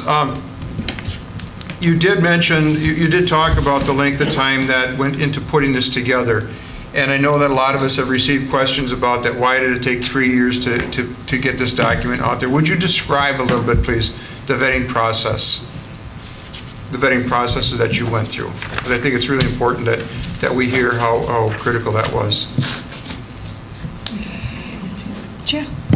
Why don't we have the people who actually started these documents come up and talk to you, because they spent a significant amount of time actually doing that. They're going to be mad. We told them they wouldn't have to come to the table. You want to come up and share? I don't know if you want that retired person. And I think Barb Dorf is here. I know. She's got her thumbprints all over. Subtle, Ed, subtle. Come on up, Barb. I had no idea she was going to be here. My name is Sandy Beyer, and I've been privileged to work in the Green Bay area public schools since 1988. In the course of my work and my experience here, I have been a classroom teacher. I have been an associate principal. I've been a principal in the building, and now I'm blessed to be working as district support. I chose to sit down right away because I was a part of the history of this document and felt that I could speak to that vetting process. Several years ago, and Doc Wagner, if you recall, you were a part of our committee that started out at looking at abayances, expulsions, and suspension rates, what it was in terms of our practices, what our numbers were, what our data was, and why we were suspending, expelling, or putting students in a process where it was determined whether they would be staying in the building or needing a different site. We needed to collect that data so we understood why we were utilizing these practices and processes in response to student behaviors. We wanted to find out whether or not we were consistent in our approaches, despite the race of a student, despite where they were in terms of one school versus another school. Were we being consistent, or were we not being consistent? And we found that we were not. Based on that data and that information, it became very clear that we needed to do something about that, so that we created a document and a guideline in terms of how are we going to be responding to different levels of behaviors, especially when they're significant in terms of putting our students and our staff in danger. So what are those levels? What are we going to be putting out there as very clear, non-negotiables in terms of safety? When we have drugs and alcohol in our buildings, if we have weapons in our buildings, if we have students that are fighting within our buildings, how are we going to be responding to those events consistently? But then more than that, what about those repetitive behaviors that are causing significant disruption in the classrooms, where learning is being held hostage, where teaching cannot continue? How can we support our teachers, give them tools, help them to understand different levels of support of what they can do within their classroom? What kinds of interventions can I, as a classroom teacher, put in place? Help me, teach me, give me more tools. And if they're not working, then who else can I go to? That goes on to the second tier. When those students aren't responding to the events that I have, or the different interventions and strategies that I'm putting in place, all of this takes time to work out and then to have consistent language. And I have to say that the PBIS and the multi-level systems of supports that they have in the schools, that was a significant piece for us to utilize as we had created these documents. And with that, I'm going to turn over to Dana, because you really are the PBIS queen. Hi, my name is Dana Hansen, and I'm a behavior management support teacher within the district. So the vetting process of the documents started with our behavior task force that was led by Barb Dorf at the time and Jennifer Higgs. There were 3 different subcommittees within that behavior task force, and I served on the classroom and school culture and climate. And through that committee is where these documents came through. The committee was administrators, classroom teachers, we had a student on there as well, community members, Board of Education members as well. So we came together to look at the data that Sandy was talking about, and then we talked about what were we currently putting into place within the district. Then we worked together to create the document, the Behavior Education Intervention Education Plan for elementary, and we vetted it through that task force where they looked at all pieces of that document in order to establish the document to meet and address the needs of our district. From there, then the document went to our administrators this past school year for them to also dig into the document, give feedback on the document so that it went through all of our stakeholders. So that was the vetting process, and now the documents have been complete and they are here in front of you today. The language that is in the documents, we worked very hard to make sure is consistent so that the meaning and the language is consistent if you're looking in Infinite Campus, if you're looking at the MLSS doc, if you're looking at the behavior interventions, that you have consistent language, consistent meaning. And quite honestly, that takes a long time, and going through those documents with a fine-tooth comb. So although I would love to say we'd like to see this 2 years ago being implemented, we would not have the quality documents that we have today. And the consistency. That answers my question, and it's important to hear that, important for me to hear that, and I appreciate that. I have 2 more questions, Jet. The answers to these probably going to be a little bit shorter. Thank you. In the presentation, and this may have just been semantics, but it was stated that we're hoping that school staff will have the opportunity to go through the document. But there is a timeline in there. Can you describe what that process is? What are the firm expectations that all staff members will have a thorough opportunity to understand this? And a follow-up to that is, as we talked about before when we met, is there some means of assessing their understanding of what's in that document? So when we met with the administrators last week at their administrative retreat, we did go over the documents and laid out for them what the rollout plan was. So all administrators will be working through the documents with their staff. The MLSS document, really that framework document, probably won't need a lot of time because our schools are already having that in practice. So it just really is kind of that review, kind of more solidifying those pieces. So the documents that they will spend a lot of time on, I believe, will be those behavior expectation documents. Throughout those first 4 days of in-service is the expectation, as well as then throughout the school year in their staff meetings. We have been getting phone calls and emails from our administrators already to talk through that, to ask questions about what that looks like. We ask them to develop a plan at the end of the day during that administrative retreat. Will there be some means of reporting back to central administration that yes, indeed, we did carry this out in the building? I mean, how do I know if I'm a parent at Weequahic that the teachers at my school have had a full opportunity to learn this plan and question on it and have their understanding checked and multiply that by 41 schools? That's a great question. I hadn't considered that, but we'll definitely look into it. As far as assessment, the team isn't back yet, but as soon as they get back, we'll have our first meeting and talk about a way to properly assess teacher understanding. Okay, one last question, and then I will move on. Measurements of fidelity of implementation, can you speak to that, please? Sure. So we have what we call the tiered fidelity document. And so what that does is actually looks at the framework to see what the different components of that framework are and whether or not those components are in place in the structures in each building. And so our intent is to make sure that every school goes through that tiered fidelity implementation document to look at their framework, make sure that they have the components in place. If they don't have the components in place, then those things that they need will be identified and will be given to them through professional development with additional support from our behavior team as well as from the district to make sure that a positive or a full framework is in place in the building. So very similar to what's used for other elements of PBIS then? Correct. Okay, I got it. Correct. Thank you. And I think it's important too, when we talk about full implementation, when we look at implementing a multi-level systems of support, there is multiple components, and to do it well, it is a 3 to 5 year process. So we are working with schools. Some of our schools are at full implementation because they've been doing it since 2008. Other schools are just getting their feet wet with it. They maybe started this last year at the universal level and putting some of those frameworks into place. So we as a district differentiate for our schools, just as we expect our educators to differentiate for students.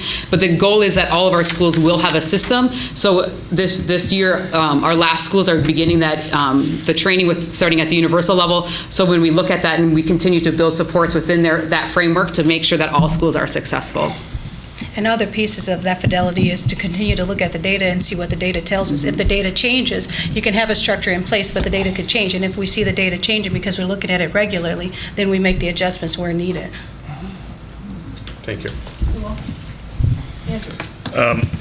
I have far more than 3 questions. I'll maybe split them in half so to mix it up a little bit.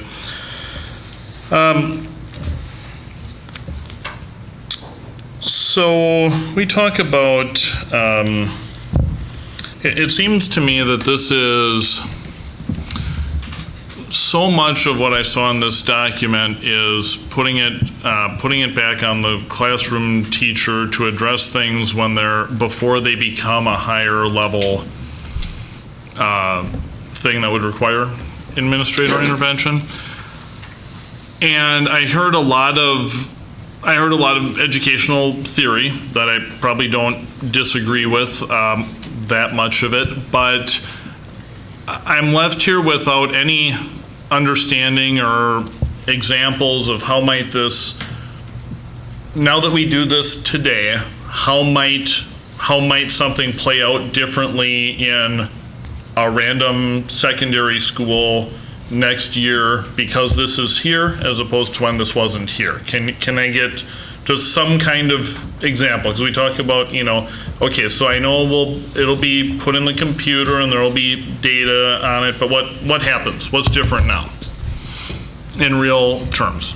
So I think part of the answer is we've had board policy forever, right? But that board policy has been left open to interpretation. So one thing that's going to change is there's going to be some consistency around what is the meaning behind the board policy. How do we look at it, and is that interpretation consistent across the board?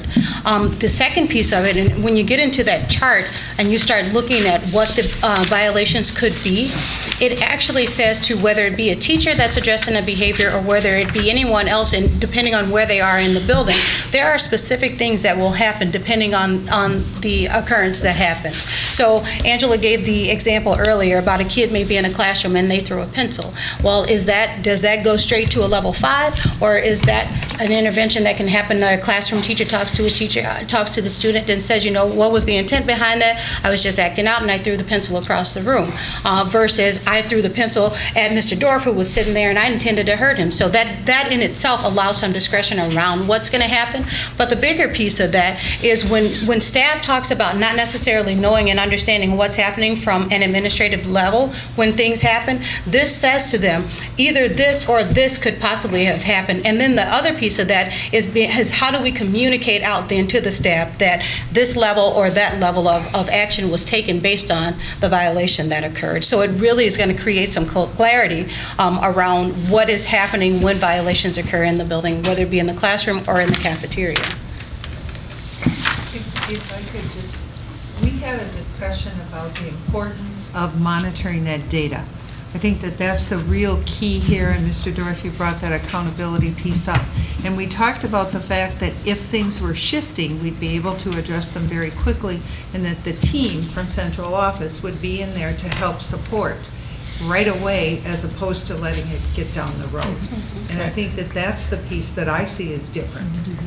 It's very intentional, very purposeful to not only implement, but then to be able to gather data from the staff and the teachers who are implementing, and then to be able to look at what's happening on a very regular basis as opposed to letting things move quickly forward and then saying, okay, now what? So that professional development or whatever supports need to be there. in a timely fashion as opposed to things moving quickly. Okay, so another comment earlier was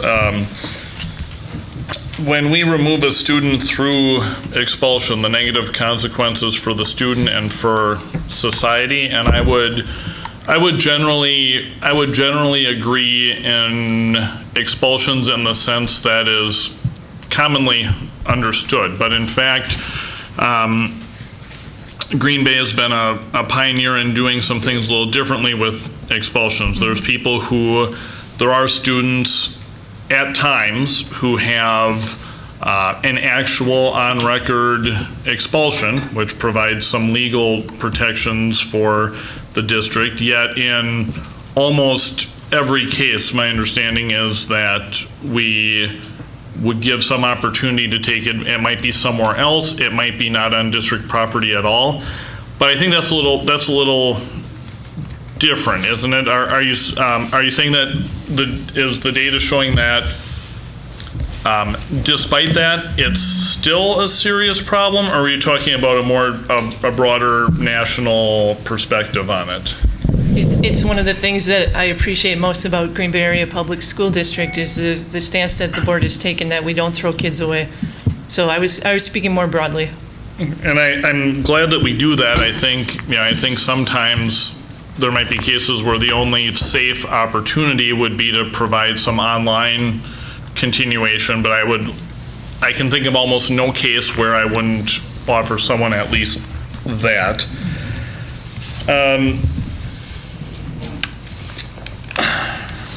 So we talk about we won't tolerate situations where the student is unsafe. I'm not left convinced by this that someone who hurts another student on purpose or hurts a staff member on purpose is going to be out of the environment of that school. I'm not seeing it here. I'm seeing a lot of things that don't even go up to 5 for some things that are surprising. I know there was some editing over the past week, some review. Could you comment on that? Because I'm not. If a kid hits another kid, and I'm not talking horseplay. I'm talking intent to hurt someone, and everyone sees the kid back the next day or the second day. What message has been sent there?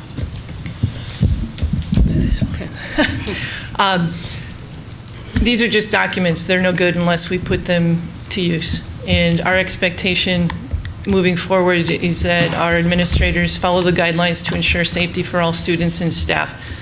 I'm hoping we can prove you wrong, or at least gain your trust in the fact that we will be implementing this to the best of our ability. Oh, it's not a trust issue. I'm just wondering what. I think it's more a philosophical issue of where is the line, right? Where is the line of stuff that, and I see some of these have such a wide range of options. I don't know where the line is. If someone intentionally strikes a staff member, will they be at least suspended? Oh my gosh, yes. Okay, good. Good. And they're currently I think anybody that's been a building administrator and probably school staff understand it would be impossible to create a document that says this is how we will handle every single situation that looks like this. There's so much more to the circumstances that happen when there are student behaviors. That's why I don't think you will ever find outside of a zero tolerance policy a guideline that says this is exactly how it will be handled. Well, and that's I think a common response, though a correct one, that you can't make a document to address every possible situation, but it's also a way of putting so much flexibility into a model that people don't feel that safety is protected. I'm not I'm not concerned that in the end, this document, as it evolves a little bit, will have my full support. It doesn't yet. I can stop if others have questions. I just wanted to point out one other thing, Mr. Becker. One of the pieces that isn't in the document, but there is a school board policy, and I'm not a policy guru, but I believe it's a student code of conduct policy. But that policy allows for repeated and multiple behaviors or different severe behaviors to then accumulate to a point where that would then be able to come to a disciplinary hearing as well. It doesn't identify specific behavior, so it's not listed in the document, but there are many times within our buildings that a student has had behaviors that maybe don't rise to the level 5, but it's repeated and continuous, and that other school board policy, Melissa's not in here to say it. I'm sure she would be able to say it in seconds. But there is another policy that allows for bringing behaviors that maybe don't meet a level 5 response on their own to a disciplinary hearing. So I just wanted to make sure that was pointed out. If I can, let me just piggyback on that too. While it's not in policy, or at least not in policy yet, within the handbook, within the staff handbook, there is a grievance procedure, and normally we think of, or at least in my experience, grievance procedures used to be having to do with contractual issues, but it does clearly state that if a staff member, and I'm talking about the staff member who might be hit, or not even that, observes something going on, feels that a safety situation has not been addressed appropriately, there are means for them to access relief through that procedure as well. So something we'd probably do a little bit better job of codifying and getting out there, but the procedures do exist. Does anyone else have any comments or questions? Brenda? I have a question. You didn't talk too much about the trauma-informed, trauma-sensitive approach, and I know this is something that we're encountering more and more in our district. And could you just talk a little bit about how you're bringing people to the point of being able to provide that trauma-sensitive discipline and intervention and things like that? And at this point, I know some of our schools have, the entire staff has been trained, but we don't have that luxury in all of our schools to be able to afford that. So in a school that maybe doesn't have an entire staff trained, how are you setting up those experts in the building that can help guide other people when they're facing something like that? This is a similar approach to what we use at Minoka Hill, our alternative school. When a student misbehaves, it's getting into the habit of asking yourself, what happened to you, instead of just focusing on the behavior itself. We are building capacity. Angela went to the Train the Trainer this summer. And as we're able to, through grants or other means, we will send more staff to be able to do the staff training throughout the district. We've had quite a few schools already that have asked for the training. Washington, have they gone through that? No, as a whole staff, I don't think so. Edison, I think, has one of their administrators is looking at going in October for training the trainer. Right. So. Do you know offhand which schools may have gone through the training already? You mean the entire school? I don't want to put you in the spot. Kennedy? Yeah, we've had quite a few schools, and over the years, we've offered different opportunities. It used to be that we would do them in the summer, and then schools could select, the staff could select to come as they wanted. So I know 3 or 4 years ago, it was offered to Washington and to, and so it was over the summer, and so a lot of people weren't around. So we're trying to be more intentional in doing it during the school time, like on an early release day, and building that. We're also looking at how can we build capacity. So we have the initial trauma-sensitive training and getting our staff that basic knowledge about how trauma can affect brain development and how that then impacts behavior for our students. But then how do we build on that initial piece? So our teams are working, that's one of our goals this year, is to kind of create a sequential model of how, now that our schools are outpacing what our trainings are, how do we then respond to them so that we're able to build sequential trainings and keep building upon the knowledge that they have so that they can continue to get better in developing their skills in trauma-sensitive schools and how to work with kids in that trauma-sensitive manner. Thanks. So it is a priority on our list. I think it's worthy to note, too, that we haven't talked a lot about the fact that we have family engagement coordinators. So I think when we talk about being trauma sensitive, I think the cultural relevancy piece is also equally important. And so having 4 family engagement coordinators that are also going to be working with our buildings and building some capacity in that regard is also important in terms of looking at what's happening with our kids, making sure that we are addressing those needs as well.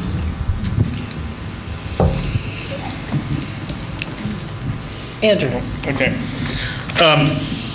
Can you tell me more about the culturally responsive practices I got from the presentation, the documents that we want to use culturally sensitive practice, but again, I'm not seeing how this looks on the ground. And I know that there are people, because I've had comments made to me, and I don't think this is the intent, but I think there has been a misinterpretation about disproportionality, and you just don't, minority students shouldn't be suspended. And I have heard that perception from some. So could you tell me more about what the culturally sensitive practices look like, how that plays out in the real world? Right, and just to be clear, that is not a message we've ever shared with administrators. That would be inappropriate. Our expectation is that discipline is dealt with fairly across the board, regardless of the student's race or gender. Of course. Tony, can you speak to the culturally responsive trainings that we've done? Right. So family engagement. So our family engagement coordinators actually just got back from AVID training, Advancement via Individual Determination, and one of the strands there was culturally relevant teaching, transforming educators. There were 2 different sections, transforming educators and transforming students. And so what those practices are is they look at what's happening in the classroom, how are we interacting, what languages are we using that engages kids, that could be offensive, that could be welcoming to students, how are we positively interacting with students, how are we recognizing who they are so that they know that they become a part of the community that they are being instructed in, so that they feel like they are part of the educational community. So that can, again, range from what types of language you're using, what types of instructional practices are you using in order to engage kids. So there's just such a wide range of things that could happen in terms of culturally engaging. And so it's not just singing Kumbaya. It is really like being what I like to say are we being nice to people? Are we recognizing that I come from a different background than you, and adding that my background is valuable in terms of what I'm bringing to the table, and that you recognize that, and if I'm not understanding what's happening in the classroom, that you're willing to do things a little bit differently so that I can engage in this classroom, that I can engage in the learning that's happening.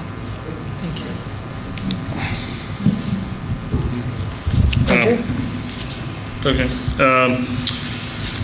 So before I get into some of the chart that I'm still a little bit surprised by, I wanted to talk a little bit about discipline of special ed students, because my takeaway from this was that it's essentially a one-way educational document about rights of special ed students, explaining why you might not see the same consequences, but I didn't see anything about our practice, or are we looking at anything differently with students with disabilities? If we're putting, if we're really putting safety first, how do those fit together? I don't see, is anything different about discipline students with disabilities, or are we just in the documents restating federal policy? That's correct. Yeah, okay. So, I'm concerned about safety for all, and that's whether a student with a disability or without a disability is doing something unsafe. And as I've said, I think no matter what happens, we should be providing something to a student that they can take advantage of, even if it's not on site. And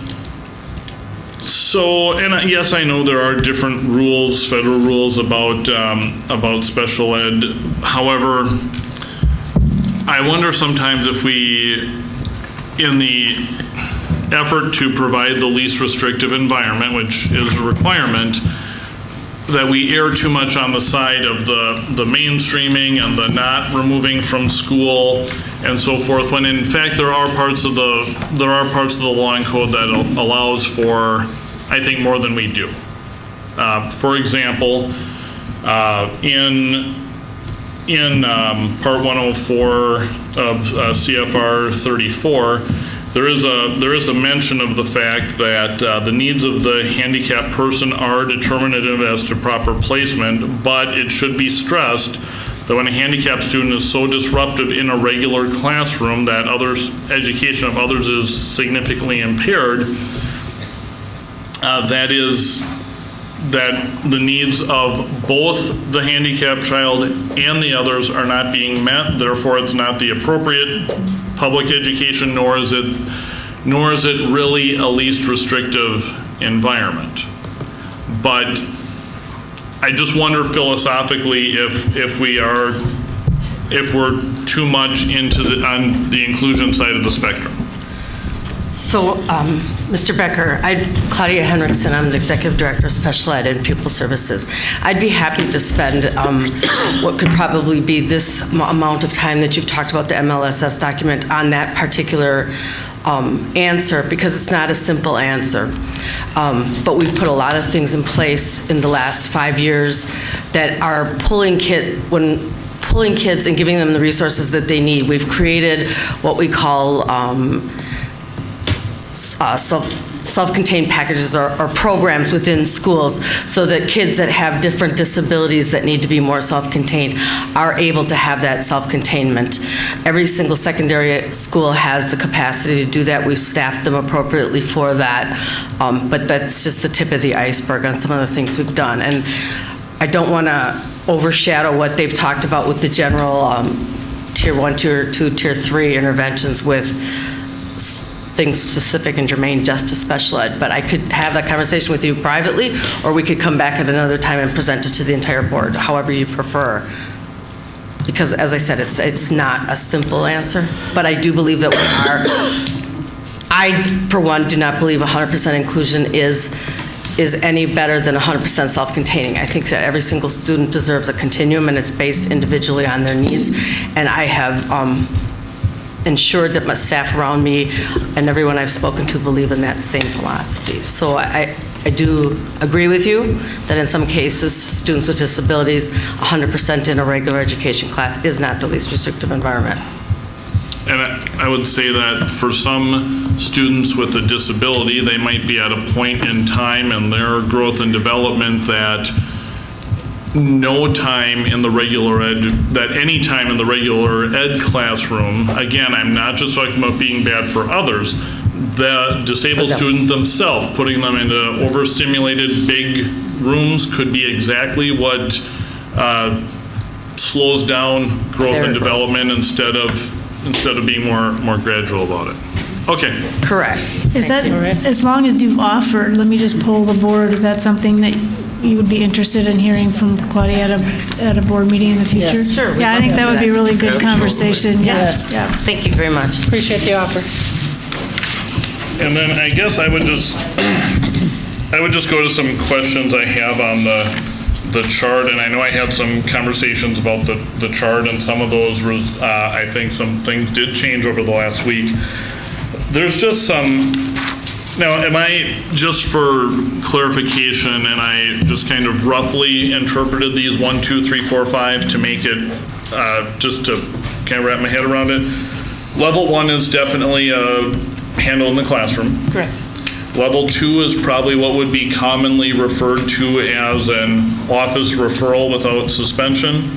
Is that fair? To use the colloquial term, I guess it's a referral. So it could be staff managed, or it could be, office managed. Okay. And then 3, 4, and 5 is always an office referral, I would assume. And then because 3 and 4 is where you start getting into suspensions, and then 5 is where we're saying there is going to be a hearing. Yes. It may not result in expulsion, but it is going to be a hearing if it's a 5. Correct. Okay. So, and there are certainly, you know, I am glad to see that there are things we're not blowing out of proportion. You know, distracting, you know, inappropriate attire that doesn't go so far as to be a sexual situation those are 1s and 2s, and hallway behavior and mild bus conduct or using the wrong, using improper but not really bad sites on the computer, but you know, playing games. You know, there are a few things here, and I'm on page 22 of the secondary document under threatening, aggressive, or violent behavior. And yes, there are a star that says events of a serious nature are referred immediately to the building administrator. I do like the fact that some of these kind of have a split definition for what is minor infraction of the board policy and a major one. But I see, you know, taunting, baiting, inciting, and or encouraging a viable fight, disruption, or other violations. That seems like a pretty serious thing to be a 1 ever, because you're saying, you know, baiting for a viable fight. You're not saying somewhere else you talk about using, you know, a little bit of fighting words that might be a 1 and a redirect, but that's a pretty strong definition, and there's still a 1 in there. Also, verbally or non-verbally expressing a viable intention to do something that will cause serious physical or emotional harm. I don't want to leave that to our teachers in the classroom to have to deal with something that's serious. And again, there's other language like unkind act for something that's not a viable intention. But you're saying that these viable intentions to cause serious physical or emotional harm are 1s and 2s, and if I'm a classroom teacher, I don't see how I could feel supported by even the hint that a serious viable threat should be handled in the classroom at all. I can't think of any one that would be that. I can pretty easily think of you know, hallway behavior that's a 1, but I'm really struggling. Is there something I'm missing on that one? Or am I just way harsher than the board on this? Well, I think, Andrew, Mr. Becker, we would definitely take your feedback into consideration and bringing it back to our team who helped create those expectations and the levels. I do think again, we want to make sure that we're addressing the needs of all students, and you had brought up that point before of that we're working with regular education as well as special education students, and so we want to make sure that our levels meet the needs of all students. And so when we look at that, again, we talk about we should meet at the lowest level. That doesn't mean we have to. And so when we look at what that means, there might be situations in certain classrooms where students are making comments and in their mind think that that's a viable intent, that maybe a staff who is maybe in an emotional behavior classroom is being able to handle and manage, because that is a typical behavior for that student, and they are intervening at that level. If we're having that in a regular education classroom, would I necessarily expect a teacher to respond to that? Not necessarily. But I do think we wanted to make sure that our documents reflected and met the needs of all students, not, so that would be another piece. But I do think, and we are taking notes on that, Mr. Becker, that those are some continued conversations that we would want to have, and as the issues come throughout the school year, that we would want to make sure that we're addressing. And then we talked about revising and reviewing on a yearly process similar to what we do with our academics, and so that we would be able to say, you know what, this just really didn't meet the needs of our school, but what we've come with is our best effort at this time, and then looking at reviewing and revising as we move forward.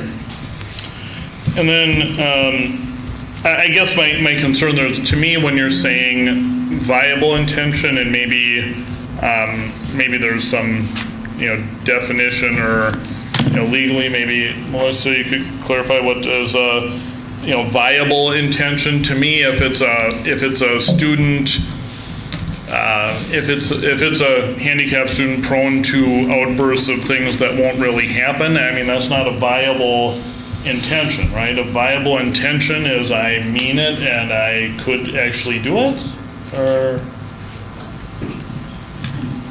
If that's not really legal, then sorry. I would say that the terms that are in the MLSS document are not legal terms of art. They're used to respond to the educational needs of our students and our staff. So I wouldn't say that there's a legal definition to a viable intention. Okay, sorry. That's okay. All right. Could I say, Mr. Becker, that some of the conversation when we were looking at these levels with the team really did involve some of that conversation around what's happening, whether it was a student with a disability or whether it was a regular ed student who, sometimes just gets upset and says, you know what, doggone it, I'm going to burn your house down. And you look at and have conversations again, that's where you got to be getting an administrator involved and having some conversations around why would you say something like that? What's going on? And was that really what you meant, or was that something that we could be looking at and determining whether or not we need to take a higher level of response to? So I guess to me that's not viable. Maybe that's not viable threat, or maybe we need to clarify that more. I certainly don't think you necessarily have to go straight to the suspension if there's a frustrated, dumb comment that's clearly not a high likelihood of happening, although I hope that when in doubt, we're bringing in the right personnel. The last two I'm going to say, and then I'll stop with the chart here. I like that when we talk about the theft or the vandalism, there is a lower written one and a higher written one. If a kid steals another kid's eraser and it's never happened before, that shouldn't be a huge suspension thing. That's a teaching moment, okay? But we have causing damage or destruction of school or others' property, and it's something similar for stealing. We talk about significant monetary or emotional value, destroying it or stealing it, and that still can be as low as a 2, a common office referral. I'm having trouble with that because we're talking about significant value.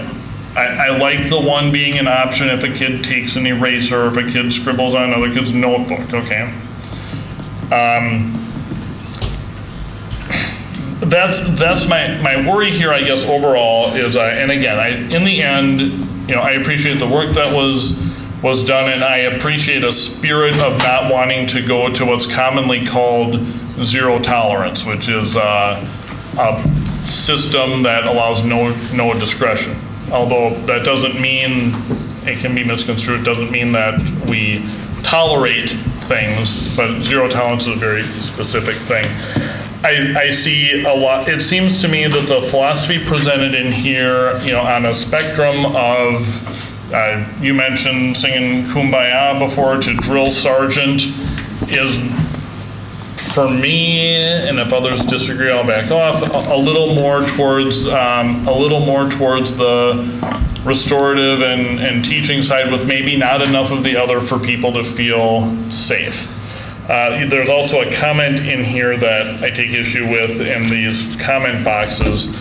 Someone said, discipline is, I'm paraphrasing, discipline is reteaching, punishment is intentionally wanting to see a kid suffer for what they did. That might be one person's interpretation, but that's a very emotional, a suspension is a punishment.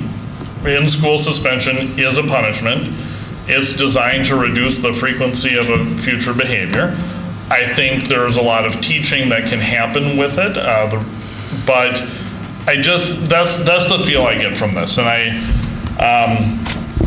I'm hoping that there can be some kind of opportunity, not in as formal of a sense as a policy, but I would like to see the board weigh in on this. I think it's too important of a community issue to not officially accept or approve the report without, and I think you can word that in a certain way that you're not locking it in for life without changes. I wouldn't, if that motion was tonight, I wouldn't be there yet, but I'm fairly confident that I will get there.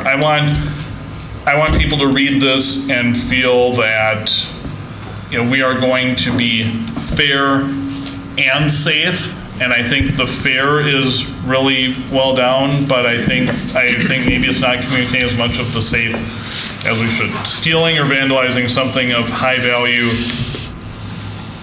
should at least be a suspension, I think, unless, otherwise, I don't think it's that high of, it says significant value. So I will stop there. That's where I'm at. I think there's things that don't go quite far enough and need to be clarified. But that's it for me, and thank you. Thank you, and I'm really glad you brought up that restorative piece, because that's another initiative too that, you know, we are trying to use, is really giving kids to understand the impact of their actions upon other people, and sometimes having them see and have them make reparations for whether it's something they stole or damaged is extremely important in that developmental piece around understanding what's important and what's expected for them. So certainly does not excuse any behavior, but certainly becomes one of those higher level actions that can be taken to address some of the behaviors. And sometimes the restorative piece comes after the other piece. You can have both. You can have a restorative piece for the vandalism, even though the kid isn't going to be back in that school because they seriously vandalized it. Absolutely. You can still do that teaching moment. So, okay, thank you. Any other questions or comments? Chris, you certainly may. Thank you. My colleagues have already discussed quite a few things here inappropriately. A couple comments, if I may, perhaps as alluded to, but as we deal with behavior, besides, we tend to think in terms of teachers, administrators, perhaps monitors, and I hope in that process we'll also be taking into account office staff, maintenance, anybody who's in that building, because they all work with our kids. The figure of 95% of our kids do not get into serious trouble or disciplinary issues. I'm going to use that figure a little bit differently, in that I find that 95% of the adults I work with seem to think that they were angels in school, and they conveniently forget that they probably had some disciplinary issues too, and they want to look at kids right now like, oh, they're all so bad, and that's just not true at all. I like the orientation of what you have here. It's an educational process. We are an educational institution. I don't like the term punishment. I like the term consequences. Punishment is orientated from somebody else doing something to me. Consequences are what I've done, and therefore something happens because of my actions. And I think with this too, not being punitive, I think by having this direction, you never want to discipline out of anger, and I think all staff have to understand that that's not appropriate discipline. If it gets to that level, it shouldn't get to that level, I would hope, when you have these steps that we can go through. And just something to think about in dealing with parents, whether they're of a different culture or not. As soon as you can have contact with them, and it's much easier said than done when you have at the secondary level. If you can have contact with parents that's positive contact right off the bat, then should you have to deal with them on their child's disciplinary action, they're going to understand who you are, that you have the best interest of their child at heart. So, in any event, I think this is a very, very nice step forward for our district and our students and our staff. And thank you. Go ahead, Julie. I just have to add to some of Andrew's questions. I too, when I read it, and I just need clarification when I went through this, when you have it listed as a 1 through 4, and it is say that that viable fight, disruption, or other violation, I as a teacher, am I going to be able to go, I do not have to do the 1, I can go, depending on the severity of that incident, I can go right to the 4 and I'm not locked into 1. Right. So it'd be up to the educator to say, this is really more of a threat, this is a bigger threat than I hate you. Yes. I wish you, that kind of, and to me, this is secondary level. So by that age, it appears that these threats would seem a little bit more severe than if they were in 4th or 5th or 6th grade. So that when I did read that, I'm like, I just wanted to make sure when I got here tonight that you are saying they're not locked in that they have to do progression 1, 2, 3. I can say, yep, it's going right to a 4 because this was 2. Okay, then okay. And thank you very much for the amount of time that was spent on this document and that we are moving forward with this. Thank you. But that helped me clarify in my head. Then to follow up on Julie's point, when I was going through the document, and saw the ones in certain places, I interpreted that to mean that, and I know that there are teachers that have really good relationships with some of their students, and they know what makes them tick, they know what, how to de-escalate, they just know them very well, that by having that one there, it gives them the option to not have to go to the office, that they can work with that student in the classroom. And in some cases, the teacher might have more success with reteaching because they know the student the best of anyone in the school. Right. So it's that balance, and I understand Andrew's point, it's that balance of making sure that the consequences are there, but then also providing that opportunity for teachers to take care of things that they're comfortable taking care of. So I think to me, then it goes back to probably your first point that you made of just making it clear to our staff that it isn't, that they have to start at 1. If they're uncomfortable at 1, then they can go up to 2 or 3. But that by having it at a 1, we're basically empowering those teachers that are comfortable to be able to take care of it. But then why separate something of minor theft or vandalism of minor value and significant monetary or emotional value and leave a 1 or a 2 out there in both cases? I mean, if there's, to me, if it's something a teacher can handle in the classroom, it's probably not significant monetary or emotional value. And I would argue that if it's significant value, I think I want the kid out of school for a period of time. If it's of significant, and maybe we're talking different about significant, but... Well, I look at that as they take something of significant value, the teacher intervenes and says, you can't do that, and they hand it back. And they hand it back. So that on the spot. Yeah. I mean, that's the challenge of these documents is that, and we've all, you've alluded to it, Andrew, and you have too, is that there's unique situations in every case. But I think to me, as long as I know that the teachers know that just because there's a 1 there does not put the onus on them to take care of it every single time, that they have that, be able to use their own judgment as to what they're comfortable with. We'll make sure they know that.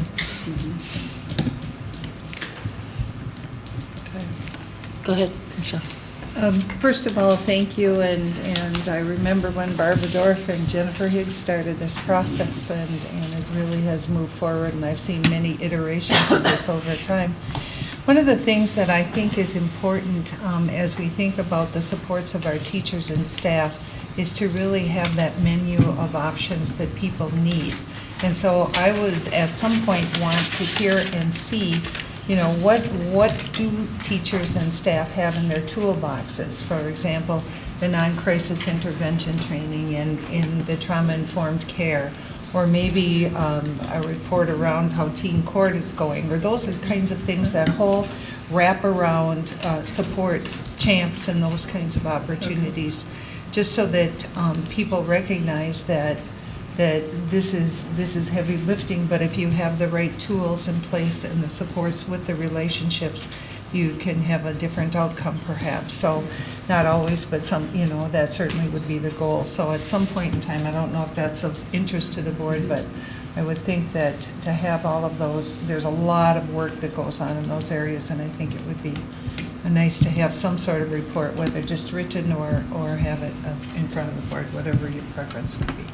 Dr. Langenfeld, I think it's important to note when Dr. Beyer asked me to report out at the last meeting, she asked me to talk about the interventions training that we had provided to our schools this past year, and I had said that we were working to get another training this year so that all schools would have that same baseline of the evidence-based interventions that we reference in this book, and we were able to set that up. We'll be coordinating those dates with our schools. I just got the confirmation email this last Friday, so we will be looking at setting that up for all of our schools that were not able to receive the training last year. So all of our schools by the end of this year will have that foundation and have teams certified in the evidence-based interventions that we have in our documents. Very good, thank you. I'm going to call on myself. I appreciate Dr. Byer and Angela Buckenauer and Tony Babe. Yes. The presentation.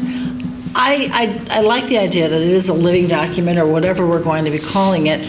As you roll it out, how do you expect to get feedback from staff as to how it's going, how it's working? I'll tell you because I haven't told them. I was going to work with Dr. Stramp to come up with some type of survey that could go out to all stakeholders, so that would include parents and students and staff and administrators, but we'll regularly check with the staff and administrators by visits to the school and our AP and D meetings and principal meetings. Appreciate that. Reminder to the audience that if you have blue sheets, if you have any comments, and I feel badly that we talked a lot about the charts and you haven't had access to the charts on our video. What's the best way for them to get access to the information on the charts? Is it on the website yet? Not It's on on the the public. internet. Not on the, we'll have to tomorrow put it on the public. We were waiting until after. Yeah. Okay, so it is on Neptune right now. We will be putting it on the People Services website, hopefully tomorrow if one of us can figure out how to do that. All right. We've lost our staff who took care of that for us, so now we have to figure it out. Well, good luck to you. Thank you, Katie. We appreciate that. And thank you. All right. Yes, thank All you right, very thank you. much. And that concludes our work session. All right, thanks, Katie. Next is our organizational support work session, and that will be facilitated by Dr. Wagner. Thank you very much. We don't have a whole lot for you tonight, other than something that went out an update on staffing, which is very important.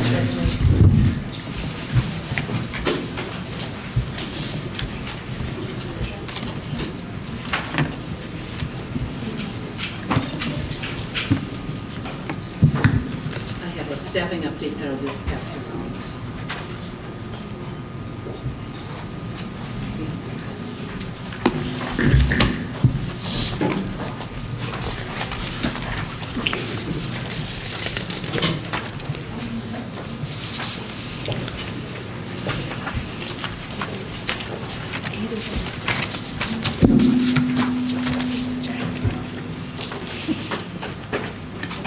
As I've done at past October work session meeting, I provided you with an update on the open positions that we currently have.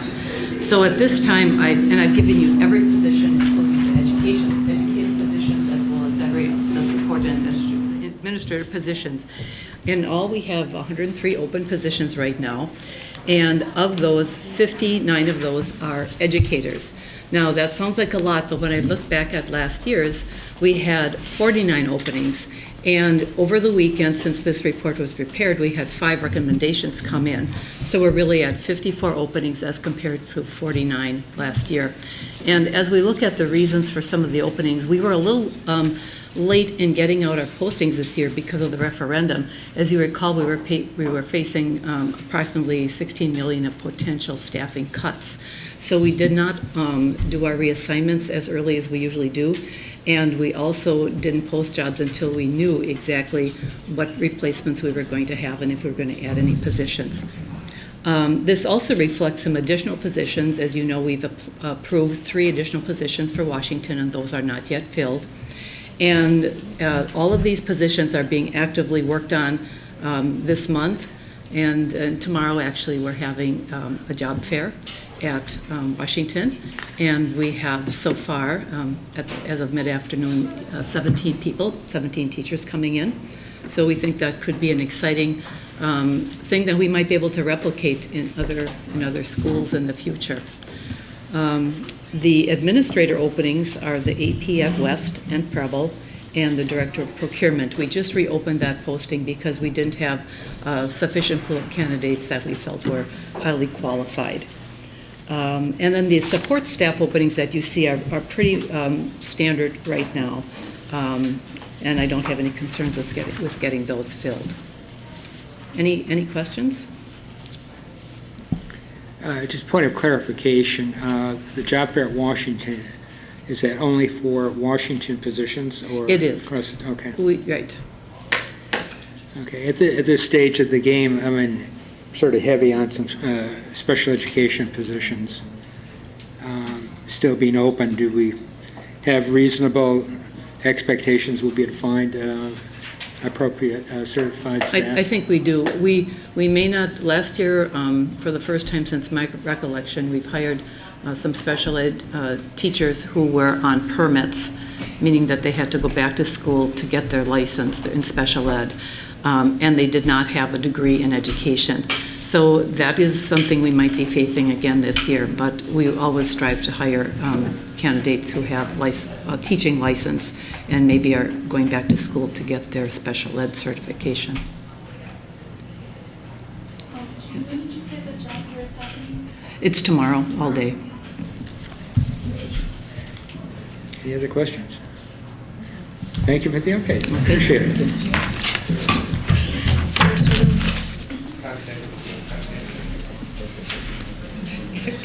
If we get candidates, we'll do it. Is that all you have? Is that all I'm you have? sorry, that's all we right. have here. And we do have a closed session. I'll read that motion.